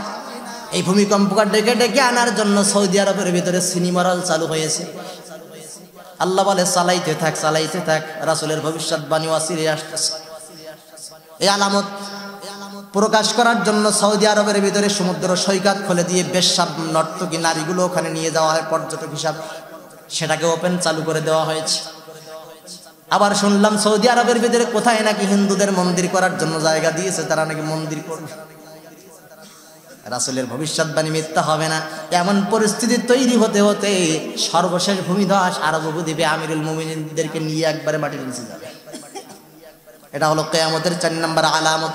তবে আমি সিরিয়াল অনুযায়ী হাদিস থেকে নিয়ে নিজে নোট করেছি বলে সিরিয়াল অনুযায়ী বলছি, নবীজি সিরিয়াল অনুযায়ী বলি নাই। কোনটা আগে আসবে কোনটা পরে আসবে এটা নবীজি বলি নাই। যে কোনো একটা আগে আসতে পারে, যে কোনো একটা পরে আসতে পারে, বোঝানোর জন্য সিরিয়াল ঠিক করে আমি বলছি। মুসলমান ভাইয়েরা আমার, 5 নম্বরে হলো পশ্চিম দিক থেকে আকাশে সূর্য উঠে যাবে। রাত্রে ঘুমানোর পরে সকালবেলা ফজরের আজান হওয়ার পরে মুসল্লিরা যখন মসজিদে যেয়ে যাবে, প্রতিদিন সূর্য ওঠে পূর্ব দিক থেকে, হঠাৎ করে মুসল্লিরা দেখবে পশ্চিম দিক থেকে সূর্য উঠে গেছে। এটা হলো কিয়ামতের মারাত্মক একটা আলামত। মানুষেরা হাই হাই করতে থাকবে আর বলবে আর তো সময় নেই। আমরা তো শুনেছিলাম নবীজি বলেছে কিয়ামতের আগে পশ্চিম দিক থেকে সূর্য উঠবে, আর তো সময় নেই, বিপদ ঘনিয়ে আসছে, জলদি করে আয় ঈমান আন, কালিমা পড়ে, এখনো মুসলমান হওয়ার সময় আছে মনে হয়। আল্লাহর নবী বলছেন এমন অবস্থা যখন হয়ে যাবে, পশ্চিম দিক থেকে সূর্য ওঠার সামান্য পরে দাব্বাতুল আরদ নামে একটা প্রাণী মাটি থেকে জমিন ফুঁড়ে বাহির হবে। আল্লাহু আকবার। এই দাব্বাতুল আরদ নামে এই প্রাণীটা জমিন ফুঁড়ে জমিনের উপরে মাথা বাহির করে দেবে। আল্লাহর নবী বলেন এমন প্রাণী জিন্দেগিতে পৃথিবীর মানুষ কেউ দেখে নেই, একটা আজব প্রাণী। এই প্রাণীর বৈশিষ্ট্য হবে, প্রাণীটার হাতের মধ্যে এক হাতে থাকবে মুসা আলাইহিস সালামের লাঠি, আর এক হাতের মধ্যে থাকবে সুলাইমান আলাইহিস সালামের আংটি। লাঠি দিয়ে প্রত্যেক মুমিন বান্দার দিকে হোক আর কাফের বান্দার দিকে হোক, লাঠি চেহারার দিকে যেই মাত্র এমনি করে ধরবে। বান্দা যদি মুমিন হয়, বান্দার কপালের ভিতরে মুমিন শব্দটা লেখা উঠে যাবে। আর যদি কাফের হয়ে যায়, লাঠি কপালের দিকে ধরার সঙ্গে সঙ্গে কপালের ভিতরে কাফারা, কাফের লেখা হয়ে যাবে। আল্লাহর নবী বলছেন অবস্থা এমন হয়ে যাবে, ওই বর্তমান তৎকালীন সময়ের মানুষগুলো, একজন মানুষ যখন আসবে আরেকজন মানুষ ডেকে বলবে এই দেখ দেখ মুমিন আসতেছে, আরেকজন কাফের যখন আসবে মানুষেরা বলবে দেখ কাফের আসতেছে, কারণ কপালে লেখা আছে না। নবীজি বলছেন এই প্রাণী জমিন পড়ে উঠবে, ওঠার সাথে সাথে মানুষের সাথে কথা বলবে। আর প্রাণীর প্রথম কথা হবে পশ্চিম দিক থেকে সূর্য উঠে গেছে, ঈমান যাদের ছিল তারা তো বেঁচে গিয়েছো, আর সুযোগ নাই, আর কোনো ক্ষমা নাই, এখন আর কোনো তওবা কবুল হবে না, এখন নতুন করে আনা কোনো ঈমান আর কোনো কাজে লাগবে। সুতরাং পশ্চিম দিক থেকে সূর্য উঠে গেছে মানে পৃথিবীর 12টা বেজে গেছে, কিয়ামতের জন্য অপেক্ষা করো। আমার মুসলমান ভাইরা, 7 নম্বরে আল্লাহ রাব্বুল আলামিন ইয়াজুজ আর মাজুজ নামে একটা জাতি সৃষ্টি করে রাখছেন, 2টা জাতি। ইয়াজুজ মাজুজের বর্ণনা সূরা কাহাফের ভিতরে আল্লাহ রাব্বুল আলামিন বিস্তারিত বর্ণনা দিয়েছেন। ইয়াজুজ মাজুজ আল্লাহ পাক পাঠাবেন এমন নয়, পাঠাইছেন, তারা পৃথিবীতে আছে। বাদশাহ জুলকারনাইন সফরে গেছেন, যাওয়ার পরে এক এলাকায় যাওয়ার পরে দেখে সেখানকার মানুষরা একটু চিন্তিত, ডাক দিয়ে বলে কিসের চিন্তা করো তোমরা? জুলকারনাইনকে জানিয়ে দেওয়া হলো, ও নেতা, ও প্রেসিডেন্ট, আমাদের চিন্তা হলো ইয়াজুজ আর মাজুজ নামে 2টা প্রজাতি আছে, এদের ভয়ে আমরা টিকতে পারি না, ভয়ঙ্কর প্রাণী, আমাদের এখানে প্রতিদিন আসে আর আমাদেরকে ধরে মারে, বিভিন্ন অত্যাচার করে, জুলুম করে, নির্যাতন করে। ও গো নেতা, আপনি যদি পারেন সুন্দর একটা প্রাচীরের ব্যবস্থা করে তাদেরকে একটু আটকাইয়া একপাশে আলাদা করে রাখেন। জুলকারনাইন কোরআনের ভাষায় আল্লাহ রাব্বুল আলামিন বলছেন, জুলকারনাইন তাদেরকে বলল তোমরা আমাকে সহযোগিতা করো, লোহা সীসা আর তামা একত্রিত করে গালাইয়া একটা বিশাল বড় প্রাচীর তৈরি করে দিয়া ইয়াজুজ মাজুজ নামক 2টা প্রজাতিকে আলাদা করে ঘরবদ্ধ করে সেখানে রেখে দেওয়া হয়েছে। আল্লাহর নবী বলছেন ইয়াজুজ মাজুজের সংখ্যা এত বেশি, ওদেরকে রব্বুল আলামিন যখন ছেড়ে দেবে মুহূর্তের মধ্যে গোটা পৃথিবী তারা দখল করে ফেলবে। এত সংখ্যায় বেশি তারা হবে, রব্বুল আলামিন তাদেরকে যখন ছাড়বেন মুহূর্তের মধ্যে, যেই মানুষগুলো সমুদ্রের ভিতরে বিশাল সমুদ্র, পানি ভর্তি সমুদ্র দেখে এসেছে কেবলমাত্র অল্প একটু সময় আগে, ইয়াজুজ মাজুজ পানির তৃষ্ণা নিয়ে সমুদ্রের পানিতে পড়েছে, কিছুক্ষণ পরে মানুষ এসে দেখবে সাগরের পানি সব তারা খাইয়ে পরিষ্কার করে ফেলেছে। এত তৃষ্ণার্ত, এত ক্ষুধার্ত, এত ভয়ঙ্কর রূপে তারা থাকবেন। ঈসা আলাইহিস সালাতু ওয়াস সালাম আসার পরেও ইয়াজুজ মাজুজের সাথে ঈসা আলাইহিস সালাম লড়াই করতে পারবেন না। এক পর্যায়ে ইয়াজুজ মাজুজের ভয়ে ঈসা আলাইহিস সালাম তার দলবল নিয়ে বিশাল বড় একটা পাহাড়ে উঠে যাবেন, আল্লাহর কাছে দুহাত তুলে ডাক দিয়ে বলবেন, রব্বুল আলামিন ইয়াজুজ মাজুজ থেকে আমি এবং আমার অনুসারীদেরকে তুমি বাঁচাও। নবীজি বলেন ওই সময় একজন ইয়াজুজ মাজুজের সদস্যর এই ঘাড়ের ভিতরে রব্বুল আলামিন একটা বসন্ত আকারে করোনা ভাইরাসের মতো ভাইরাস প্রজাতির একটা ব্যাধি দিয়ে দিবেন, সেই ব্যাধিটা একজনের থেকে আরেকজন যাইতে যাইতে গোটা ইয়াজুজ মাজুজের জাতি সব ধ্বংস হয়ে যাবে। নবীজি বলছেন গোটা পৃথিবী দুর্গন্ধ হয়ে যাবে, তৎকালীন সময়ে যারা থাকবে টিকতে পারবে না। ঈসা আলাইহিস সালাম আল্লাহর কাছে দোয়া করবেন, রব্বুল আলামিন এই ইয়াজুজ মাজুজ মরে পচে এত গন্ধ হয়ে আছে, আর তো পৃথিবীতে চলতে পারি না, আল্লাহ রব্বুল আলামিন একটু ব্যবস্থা করে দাও না। রব্বুল আলামিন আসমান থেকে এত বেশি বৃষ্টি দিবেন, ইয়াজুজ মাজুজের লাশ বৃষ্টির পানিতে ভিসে কোথায় চলে যাবে, পৃথিবী আবার বসবাসের উপযোগী হয়ে যাবে। বলেন সুবহান। ইয়াজুজ মাজুজ কিয়ামতের পূর্বে আল্লাহ রাব্বুল আলামিন তাকে পৃথিবীতে পাঠাবেন। আর সবচেয়ে বড় যে ব্যাপারটা সেটা হলো, আমি এই ব্যাপার বলে শেষ করে দেব, যেই ব্যাপারে নূহ আলাইহিস সালাতু ওয়াস সালাম পর্যন্ত তার উম্মতদেরকে সতর্ক করেছেন। নূহ নবী তার উম্মতদেরকে ডেকে বলছেন, দাজ্জাল পৃথিবীতে আসবে, খবরদার দাজ্জালের ফিতনা থেকে তোমরা বেঁচে থাকবা। আমার রাসূল বারবার সতর্ক করেছেন, সাহাবীরা দাজ্জাল থেকে সাবধান, দাজ্জালের ফিতনা থেকে বেঁচে থাকার মতো ক্ষমতা কিন্তু তোমাদের থাকবে না। আমি আপনাদের কাছে প্রশ্ন করতে চাই, দাজ্জাল কি পৃথিবীতে এসেছে নাকি আসবে? বলেন তো। দুইটা পক্ষ তৈরি হয়ে গেছে, এক পক্ষ বলছে যে আসছে, আর পক্ষ বলে আসি নাই।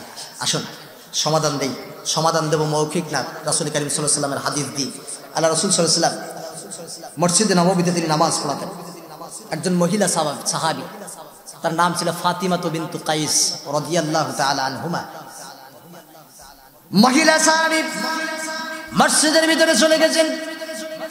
নবীজির জামানায় পুরুষ মহিলা একসাথে নামাজ পড়তো, পুরুষেরা সামনের কাতারে, পুরনো হয়ে যাওয়ার পরে মহিলারা পিছনের কাতারে দাঁড়াইতো। মহিলা সাহাবী ডাক দিয়ে বলেন, ফজরের নামাজ যখন শেষ হয়ে গেল, আল্লাহর নবী বললেন, সাহাবীরা সবাই নামাজ শেষে বসে যাবা, গুরুত্বপূর্ণ কথা আছে। সকল সাহাবী আমরা বসে গেলাম। আল্লাহর নবী ডাক দিয়ে বলছেন, সাহাবীরা রে,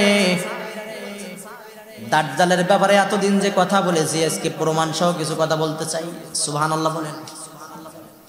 ও আমার সাহাবীরা, আমার একজন সাহাবী নতুন ইসলাম করেছে, তার নাম হলো তামিম দারি রাদিয়াল্লাহু তাআলা আনহু। সে ছিল খ্রিস্টান। ইসলাম গ্রহণ করার পরে সে আমার কাছে এসেছে এবং দাজ্জালের ব্যাপারে আমাকে জানাইছে। তামিম দারি রাদিয়াল্লাহু তাআলা আনহু সাহাবী ইসলাম গ্রহণ করার আগে দাজ্জালের সাথে সরাসরি দেখা করে আসছেন। আল্লাহু আকবার বলেন।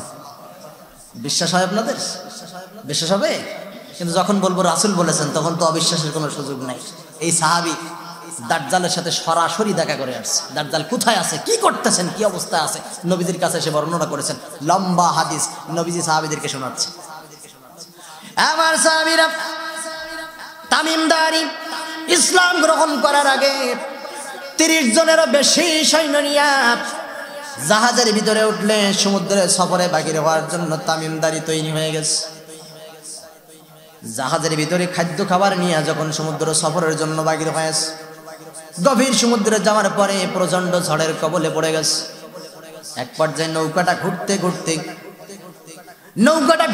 ঘুরতে কুল কিনারা আর খুঁজে পায় না, কোন দিকে নৌকা যায় তামিম দারিও জানে না, সাথে থাকা 30 জন 40-35 জন সঙ্গী সাথেও কেউ জানে না। 1 মাস তারা টানা ঘুরেছে সমুদ্রের ভিতরে। ঘুরতে এক পর্যায়ে কোনো একটা ওয়াসিন দ্বীপে, সাগরের মধ্যখানে চতুর্দিকে শুধু পানি আর পানি, মাঝখানে একটা দ্বীপ, এমন একটা দ্বীপ যেই দ্বীপে কেউ যাইতে পারে না। সমুদ্রের ভিতরে দাদিরা গল্প করত, চাচিরা গল্প করত, মায়েরা গল্প করত, সমুদ্রের ভিতরে এমন এমন জায়গা নাকি আছে যেখানে জাহাজ গেলে আর ফিরে আসতে পারে না। এটা শুধু গল্প নয়, এটা বাস্তবতা। এখনো পর্যন্ত 3-4 সমুদ্রের মোহনায় জাহাজ যদি যায়, মুহূর্তের মধ্যে জাহাজটা পানির নিচে তলিয়ে যায়। শুধু তাই নয়, ওখান থেকে উপর দিয়ে যাই বিমানটা যায় অনেক দূর দিয়ে, ঘুরে আসে রাউন্ড দিয়ে। উপর দিয়ে যদি চলে যায়, সমুদ্রের আকর্ষণে বিমানটা পর্যন্ত পানির নিচে টেনে নেয়, উড়ে যাইতে পারে না। তামিম দারি এমন একটা দ্বীপের মধ্যে তার দলবল নিয়ে উঠে পড়েছেন। উঠে সেখানে দেখে একটা প্রাণী দ্বীপের ভিতরে পাহারা দিচ্ছে। সেই প্রাণীটা এমন প্রাণী, গোটা শরীরের ভিতরে এত লোমকূপ, এত পশম দিয়ে ঢাকা। প্রাণীটা তামিম দারি বলেন, সামনের দিকে কোনটা, পিছনের দিক কোনটা দেখে বোঝা যায় না, পশমে ঢাকা। তামিম দারি বলতেছে, কিছুক্ষণ সময়ের পরে ওই প্রাণী আমাদের সাথে কথা বলতে শুরু করে দিয়েছে। রাসূলের সাহাবীর বর্ণনা। ওই প্রাণী আমাদের সাথে কথা বলতেছে, তোমরা কোথা থেকে আসছো? ওটা ডাক দিয়ে বলে, আমরা মক্কা থেকে আসছি, মদিনা থেকে আসছি। ও প্রাণী, অদ্ভুত প্রাণী, তুমি কথা বলতেছো। আশ্চর্য হয়ে যায় প্রাণী কথা বলে, তুমি কে? বলে, আমি গুপ্তচর। কি চর? গোপন সংবাদ নেওয়ার জন্য আমি এখানে ঘুরে বেড়াই। তুমি এই গোপন সংবাদটা কার কাছে দাও? বলো, আমাদের নেতা আছে, ভিতরে আছে, ওখানে গেলে টের পাবা। তামিম দারি সঙ্গে সাথে নিয়ে দূরে একটা ঘর দেখা যায়, সেখানে তামিম দারি রওনা হয়েছেন। আস্তে করে ঘরের ভিতরে ঢুকে পড়েছেন। নবীজি বলে, তামিম দারি আমাকে শোনাচ্ছে। আমার সাহাবী আমাকে বলতেছে, ইয়া রাসূলুল্লাহ, আমি দেখতে পেলাম ওই ঘরের ভিতরে বিশাল দেহের একটা মানুষ, কপালের ভিতরে কাফার, কাফের এলাকায় একটা চোখ কানা, দাজ্জাল হবে টেরা বেকা, ওর এক চোখ কানা হবে। নবীজি বলছে আঙ্গুরের মতো চোখটা ফুলে বাহির হয়ে থাকে। তামিমদারি বলছেন এমন এক চোখ কানা, কপালের মধ্যে কাফার এলাকা, বিশাল বড় দেহের একটা মানুষ, মানব আকৃতির লোকটা, লোহার শক্ত মজবুত শিকল দিয়ে বেঁধে রাখা হয়েছে ঘরের ভিতরে। আমরা সেখানে গেলাম, আমরা যাওয়ার ফলে জানতে চাইলাম তুমি কে? ওই লোকটা আমাকে ডাক দিয়ে বলে আমার প্রশ্নের উত্তর দেওয়ার আগে তোমরা আমাকে 3টা প্রশ্নের উত্তর দিবা। কয়টা? 3টা প্রশ্নের উত্তর দিবা। 1 নাম্বার প্রশ্ন হলো বাইসানের খেজুর বাগানের খবর কি? বাইসান একটা জায়গার নাম, এই জায়গাটা হয় মানুষেরা খেজুর খায়। 2 নাম্বার প্রশ্নের জবাবটা তোমরা দাও, তবারিয়া নামক একটা উপসাগর রয়েছে, এই উপসাগরে কোনো পানি আছে নাকি? এই পানি দিয়ে মানুষেরা চাষাবাদ করে নাকি? তামিমদারি বলে আমরা বললাম হাত, এই তবারিয়া উপসাগরে কোনো পানি আছে, এই পানি দিয়ে মানুষেরা এখনো চাষাবাদ করে। 3 নাম্বার প্রশ্ন হলো, 3 নাম্বার প্রশ্ন ওই লোকটা ডাক দিয়ে বললো আমাদেরকে জুগারের ঝর্ণার খবর কি? জুগার হলো নূহ আলাইহিস সালামের একটা কন্যার নাম, একটা মেয়ের নাম। জুগার যখন মারা যায় একটা ঝর্ণার কিনারায় জুগারকে মাটি দেওয়া হয়, ওইখান থেকে ঝর্ণাটার নাম হয়েছে জুগারের ঝর্ণা। ওই ঝর্ণায় এখনো পানি দেয় নাকি? তামিমদারি ডাক দিয়ে বলে হ্যাঁ, ওই ঝর্ণা তো এখনো পানি দেয়। এবার বলছে 3টা প্রশ্নের জবাব যখন তোমরা দিয়ে দিয়েছো, তাহলে 4 নাম্বার আর একটা প্রশ্নের জবাব দাও। মক্কা মদিনায় একজন রাসূল আসার কথা ছিল, একজন মহামানব আসার কথা ছিল, সে আসছে নাকি? বলে হ্যাঁ, মুহাম্মদ নামে একজন মহামানব আসছে, তার অবস্থা কি? তামিমদারি ডাক দিয়ে বলে এই মানুষটা যেখানে যায় সেখানে জয়লাভ করে। তামিমদারি ডাক দিয়ে বলে ইয়া রাসূলুল্লাহ, ওই ভয়ঙ্কর মানুষটা আমাকে ডাক দিয়ে বলে শোনো, ওই লোকটা যেই কথা বলে ওই পথটাই হলো সঠিক পথ। তামিমদারি ডাক দিয়ে বলে এবার আমি বললাম এবার তুমি বলো তুমি কে? তখন ওই লোকটা হুজুর আমাকে ডাক দিয়ে বলল ও তামিমদারি, আমি হলাম মাসিহুদ দাজ্জাল, আমি হলাম দাজ্জাল। অচিরেই আমি পৃথিবীতে যাব মানুষকে ধ্বংস করার জন্য, পৃথিবীর মানুষের ভিতরে ফিতনা লাগানোর জন্য, মানুষকে জান্নাতের পথ থেকে ভুলাই দেওয়ার জন্য। তামিমদারি ডাক দিয়ে বলে তুমি কখন যাবে পৃথিবীতে? বলে আমার প্রশ্নের জবাবের মাধ্যমে আমার উত্তর কিন্তু আমি দিয়ে দিয়েছি। যখন তোমরা দেখবা বাইসানের খেজুর বাগান আর মানুষকে খেজুর দেবে না, যখন তোমরা দেখবা তবারিয়া উপসাগরে আর কোনো পানি থাকবে না, যখন তোমরা দেখবা জুগারের ঝর্ণা থেকে আর কোনো পানি বাহির হবে না, তখন মনে করবা দামি দাজ্জাল আমাকে আর কেউ আটকায় রাখতে পারবে না। আমি পৃথিবীর ভিতরে যাবো আর মানুষদেরকে জাহান্নাম থেকে, আসল জান্নাত থেকে ফিরাইয়া জাহান্নামের ভিতরে ভরপুর করে দেব। মুসলমান ভাইরা আমার, নবীজি বলছে সাহাবীরা এই যে তামিমদারি দেখে আসছে, দাজ্জালের নমুনা তো তোমাদেরকে আমি আগেই জানিয়ে দিয়েছি। দাজ্জাল পৃথিবীতে এসেছে, আল্লাহ রাব্বুল আলামিন তাকে বন্দী করে রাখছেন। বন্দী অবস্থা থেকে ওয়াসিরেই দাজ্জাল বাহির হবে। দুনিয়ার মানুষেরা দাজ্জালের ফিতনা থেকে তোমরা বেঁচে থাকবা। দাজ্জালের ফিতনা সাধারণ কোনো ফিতনা নয়। দাজ্জাল পৃথিবীতে আসবে, এক হাতে বান্দাদেরকে জান্নাত দেখাবে, আর এক হাতে বান্দাদেরকে জাহান্নাম দেখাবে। নিজে নিজে বলবে আমি খোদা, আমাকে খোদা বলে, আমাকে রব বলে তোমরা মানো। দাজ্জাল এক হাতে জান্নাত দেখাবে, বলবে এই জান্নাতের ভিতরে তোমরা প্রবেশ করো, আর এক হাতে জাহান্নাম দেখাবে, এই জাহান্নাম থেকে তোমরা বেঁচে থাকো। আল্লাহর নবী ডাক দিয়ে বলেন দাজ্জাল যেই হাতের ভিতরে জাহান্নামের আগুন দেখাবে, ও আমার উম্মতেরা তোমরা যদি ওই সময় বেঁচে থাকো, ওয়ানাসে চোখটা বন্ধ করে দিয়া কোন রকম চিন্তা ভাবনা ছাড়াই দাজ্জালের জাহান্নামের ভিতরে তোমরা ঝাঁপ দিয়ে পড়বা। ঝাঁপ দেওয়ার সাথে সাথে দেখবা ওটা জাহান্নাম না, ওটাই থাকবে আসল জান্নাত। এমন হবে দাজ্জালের ফিতনা সম্পূর্ণ পরিবর্তন করে দেবে, আর আল্লাহ সেটা তার পাওয়ার দিবে। কিন্তু মুমিন বান্দারা তার কপালে কাফার কাফের লেখা দেখতে পাবে। দেখার পরে মুমিন বান্দারা এক চান্সে একবারেই বলবে ওটা জান্নাত না এটা জান্নাত। সুবহানাল্লাহ। আমার কলিজার ভাইয়েরা, নবী আমার বলতেছেন দাজ্জালের ফিতনা এমন ফিতনা, দাজ্জাল যখন মধুর কণ্ঠে গান গাইতে শুরু করবে, যেই মহিলা জিন্দেগিতে পরপুরুষের চেহারা দেখি নাই, এমন পর্দাশীল যদি থাকি, নিজের কাপড়ের জায়গায় কাপড় নাই, কাপড় পরতেছে এমন অবস্থায় যদি থাকে, দাজ্জালের পিছনে পিছনে দৌড়াইতে থাকবে। কণ্ঠের মধ্যে এমন পাওয়ার আল্লাহ রাব্বুল আলামিন তাকে দিবেন। ও আমার সাহাবীরা, তোমরা যদি বেঁচে থাকো, ওই দাজ্জাল সবাইকে মারতে মারতে সবশেষে একজন যুবককে ধরে বলবে যুবকরা আমাকে তুই খোদা বলে মানবি নাকি? যুবক ডাক দিয়ে বলবে না, তোর কপালে তো কাফার লেখা দেখতে পাচ্ছি, তুই তো কাফের, তুই তো খোদা হতে পারিস না। আসল খোদা তো হলো মুহাম্মাদের খোদা। সুবহানাল্লাহ। নবীজি বলছি দাজ্জাল তখন ওই যুবকটাকে ধরবে, যুবকটাকে ধরে দুইটা পা ধরবে, টান দিয়ে ব্যাঙের মতো ফেড়ে ফেলে দিবে, দুইটা খণ্ড দুইটিকে ছুঁড়ে ফেলে দেওয়া হবে। এরপরে দাজ্জাল ওই দুইটা খণ্ড একত্রিত করে আবার তাকে জীবিত করবে, আল্লাহ তাকে পাওয়ার দিবেন। জীবিত করার পরে দাজ্জাল উপস্থিত লোককে বলবে দেখো ওকে মেরেছি আবার জীবিত করেছে, এই যুবক এখনো কি তুই আমাকে মানতে পারবি না? রব বলে। যুবক তখনও দাজ্জালের কফনের দিকে তাকায়া কাফার লেখা দেখে যুবক আওয়াজ দি ডাক দিয়ে বলবে দাজ্জাল রে, আল্লাহর নবী বলেছে, হাদিস আমি শুনেছি, নবীজি তো বলে গিয়েছেন দাজ্জাল যে হবে একজন যুবককে ধরবে, দুইটা পা ধরে মাঝখান দিয়ে ফেড়ে ফেলবে, দুই দিকে ছুঁড়ে ফেলে দেবে, আবার একত্রিত করবে, তাকে আবার বাঁচিয়ে দেবে। ও দাজ্জাল আমি জানতাম না সেই যুবক আমি নিজে হব, সুতরাং নিজে যখন হয়ে গেছি তখন আমার আর কোনো অবিশ্বাস নাই, বুঝতে পেরেছি তুই আসল দাজ্জাল।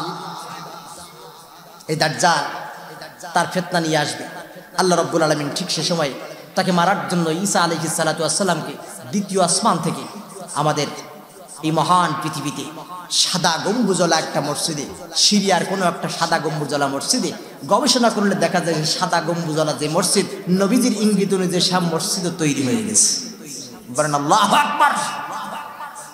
সাদা গম্বুজলা একটা মসজিদে নবীজি বলছেন ঈসা নবীকে দ্বিতীয় আসমান থেকে নামাই দিবেন, ঈসা নবী আসবেন, নামাজের সময় মেহেদী আলাইহিস সালাম মুসল্লিদেরকে নিয়ে মসজিদে নামাজের ভিতরে দাঁড়াবেন, এমন সময় ঈসা নবী আসবে, ছাদের ভিতরে শব্দ, ইমাম মেহেদী আলাইহিস সালাম দেখতে পাবেন ঈসা নবী চলে আসছেন, তিনি চিনতে পারবেন, বলবেন হুজুর আপনি আসেন, ইমামের জায়গায় দাঁড়ান, নামাজ পড়ান। ঈসা নবী বলবেন না, আমি তো আল্লাহর কাছে দোয়া করেছিলাম শেষ নবীর উম্মত হতে, আমি নবী হয়ে আসি নাই, শেষ নবীর উম্মত হয়ে আসছি, সুতরাং তোমার পিছনে আমি নামাজ পড়ব। নামাজ সম্পন্ন হয়ে যাবে, দাজ্জাল এই সংবাদ পাবে যে অমুক জায়গায় এখনো পর্যন্ত কিছু মানুষ আল্লাহর ইবাদত করতেছে। দাজ্জাল ৭০,০০০ ইহুদি নিয়ে ঈসা নবী আর তার অনুসারীদেরকে মারার জন্য রওনা হয়ে যাবে। নাউজুবিল্লাহ। কিন্তু দাজ্জাল জানে না যে ঈসা নবীর সামনে দাঁড়ানোর সাথে সাথে দাজ্জালের ভূমিকম্প শুরু হয়ে যাবে। মুসলমান ভাইরা আমার, ৭০,০০০ ইহুদি নিয়ে দাজ্জাল রওনা হয়ে যাবে ঈসা নবীকে মারার জন্য। দাজ্জাল আস্তে আস্তে ঈসা নবীর সামনে দাঁড়াবে। হাদিসের ভিতরে আসছে ঈসা আলাইহিস সালাম দাজ্জালের চেহারা দিকে শুধুমাত্র নজর করবেন, তাকাবেন, যুদ্ধ করার দরকার হবে না। লবণ যেমন পানিতে দিলে গলে যায়, দাজ্জাল মুহূর্তের মধ্যে লবণের মতো গলতে থাকবে। সুবহানাল্লাহ। দাজ্জাল আর পারবো না, মরেছি গেছি রে বাবারে করে পিছনে ফিরে দৌড়াতে থাকবে। দাজ্জালের দাঁড়ানোর সুযোগ নেই। দাজ্জাল দৌড়াবে পিছনে পিছনে, ৭০,০০০ ইহুদি থাকবে, ইহুদি দৌড়াবে। নবীজি বলেন ঈসা আলাইহিস সালামের সৈন্যরা ওই সময় একটা একটা করে ইহুদি মারতে মারতে সব বিদায় করে দেবে। দুই একজন ইহুদি পাহাড়ের আড়ালে গিয়ে পালাবে, গাছের আড়ালে গিয়ে পালাবে। নবীজি বলেন গাছের জবান খুলে দেবে, গাছ ডাক দিয়ে বলবে ও আল্লাহর মুজাহিদ, দ্বীনের মুজাহিদ তুমি শুনে নাও, আর সামনে যেও না, একটু পিছনে ফিরে দেখো, আমি গাছ, আমার পিছনে একজন ইহুদি পালাই আছে, একে ধরো আর মারো। বলেন সুবহানাল্লাহ। পাথরের জবান খুলে যাবে, পাথর ডাক দিয়ে বলবে আল্লাহর মুজাহিদ তুমি আসো, আমার আড়ালে একজন ইহুদি পালিয়ে আছে, এই ইহুদিকে তুমি ধরো এবং পৃথিবী থেকে বিদায় করে দাও। এক পর্যায়ে মারতে মারতে ঈসা আলাইহিস সালাতু ওয়াস সালাম দাজ্জালকে পর্যন্ত পৃথিবী থেকে বিদায় করে দেবেন। ইহুদিরা হলো জাতির দুশমন, ইহুদিরা হলো দুনিয়ার দুশমন, এরা পৃথিবীর দুশমন, এরা যেখানে গেছে সেখানে অশান্তি দিয়ে ভরপুর করে ফেলেছে। একা হিটলার মেরেছিল ৬০,০০০ ইহুদি, কারণ ছিল তার পিছনে। হিটলার এটা সহ্য করতে পারেন নাই, ৬০,০০০ ইহুদি মারার পরে হিটলার সহ্য করতে না পারে নিজেও আত্মহত্যা করে মরছে। হিটলারের প্রথম বডিগার্ড, প্রথম কাতারের বডিগার্ড, তাকে ইহুদিরা খোঁজা শুরু করে দিয়েছে। হিটলার তো মরে গিয়েছে, প্রথম বডিগার্ড তুই তো কম জ্বালাস নাই, তুই খুঁতায় খুঁজতে খুঁজতে সংবাদ পাইল পার্শ্ববর্তী কোনো একটা দেশে আত্মগোপন করে চেহারা নকল করে সেখানে হিটলারের প্রথম বডিগার্ড, সে সেখানে ঘুরে বেড়ায়। হিটলারের এই যে ইহুদিরা খুঁজতে খুঁজতে সেখান থেকে তার ধরে নিয়ে আসছে, বলে তোর মৃত্যুদণ্ড হয়ে যাবে, জীবনের শেষ ইচ্ছা তোর কি, শেষ চাওয়া তোর কি, শেষবারের মতো একটু বলে ফেল তুই কি চাস। হিটলারের ওই প্রথম বডিগার্ড ও বলেছিল আমার জীবনের শেষ ইচ্ছা হলো আমায় মরার আগে আমি ইহুদি হয়ে মরতে চাই। তখন ইহুদিরা বলে বাঁচার ধান্দা, মরার আগে তুমি ইহুদি হয়ে মরবো মানে আমাদের দলে আসবে, আসলে মানে তোমার আর মারবো না। হিটলারের এই সহযোগী ডাক দিয়ে বলে না রে না, বাঁচার জন্য ইহুদি হয়ে মরতে চাই না, ইহুদি হয়ে মরতে চাই তার কারণ হলো একটা, আমি জানি তোরা আমাকে বাঁচাই রাখবি না, আমি ইহুদি হলেও তোরা মারবি, তবে মরার আগে ইহুদি হয়ে মরতে চাই তার কারণ হলো একটা, আমি মরে যাওয়ার পরে পৃথিবীর মানুষজন জানতে পারে আরো একটা ইহুদি পৃথিবী থেকে বিদায় হয়ে গেছে। আহা, এই ইহুদিরা ৭০,০০০ ইহুদি দাজ্জালকে পাওয়ার জন্য তারা ব্যস্ত হয়ে গেছে। দাজ্জাল যেখানে যেখানে আসবে, নবীজির হাদিস আমরা আর পড়ি কোন জায়গায়, পড়ে ইহুদিরা, যেখানে যেখানে দাজ্জাল আসবে সেখানে সেখানে সে পথ তারা তৈরি করে ফেলেছে, প্রস্তুত করে ফেলেছে। ও তারা বিশ্বাস করে ওয়াসিরেই তাদের নেতা আসবে, আর তারা বিশ্ব শাসন করবে। আসবেও ঠিকই, বিশ্ব শাসন করবে না ঠিকই, কিন্তু শেষ পর্যন্ত তারা টিকে থাকতে পারবে না। আল্লাহ রাব্বুল আলামিন ঈসা আলাইহিস সালামের মাধ্যমে তাদেরকে পৃথিবী থেকে বিদায় করে দেবেন। সর্বশেষ 10টা আলামতের 10 নম্বর আলামত হলো ইয়ামেন থেকে একটা আগুনের গোলা বাগির হবে। ইয়ামন নামক দেশ থেকে একটা আগুনের গোলা বাগির হবে। সেই আগুনটা প্রত্যেক মানুষের পিছনে লেগে যাবে। আগুনটা মানুষকে তালাইতে তালাইতে হাসরের ময়দানে নিয়ে একত্রিত করে ফেলবে। নবীজি বলছেন এই আগুনটা হবে এমন আগুন, যে আগুনটা মানুষ দৌড়াবে, আগুন দৌড়াবে, মানুষ আর কষ্ট সহ্য করতে পারবে না, অজ্ঞান হয়ে যাবে মানুষ। আগুন সেখানে দাঁড়িয়ে থাকবে, জ্ঞান ফিরে আসার পরে হাসরের ময়দানের দিকে আবার তাড়াবে, মানুষ দৌড়াইতে দৌড়াইতে ঘুমিয়ে যাবে, আগুন তার পিছনে দাঁড়িয়ে ঘুমাবে, ঘুম ভাঙার সাথে সাথে আবার তাড়াবে। এইভাবে প্রত্যেকটা মানুষকে তাড়াইতে তাড়াইতে হাসরের ময়দানে একত্রিত করবেন আল্লাহ রাব্বুল আলামিন। ওই দিন একবারে কিয়ামত দিয়া ইসরাফিল আলাইহিস সালাতু ওয়াস সালামের সিংহার মাধ্যমে, ফুৎকারের মাধ্যমে সব কিছু বিলীন করে দিয়ে হাসরের ময়দানে আমাদেরকে উঠাইয়া বিচার নিকাশ ফয়সালা করে দিয়া জান্নাত জাহান্নাম 2টা পথ করে দিবেন।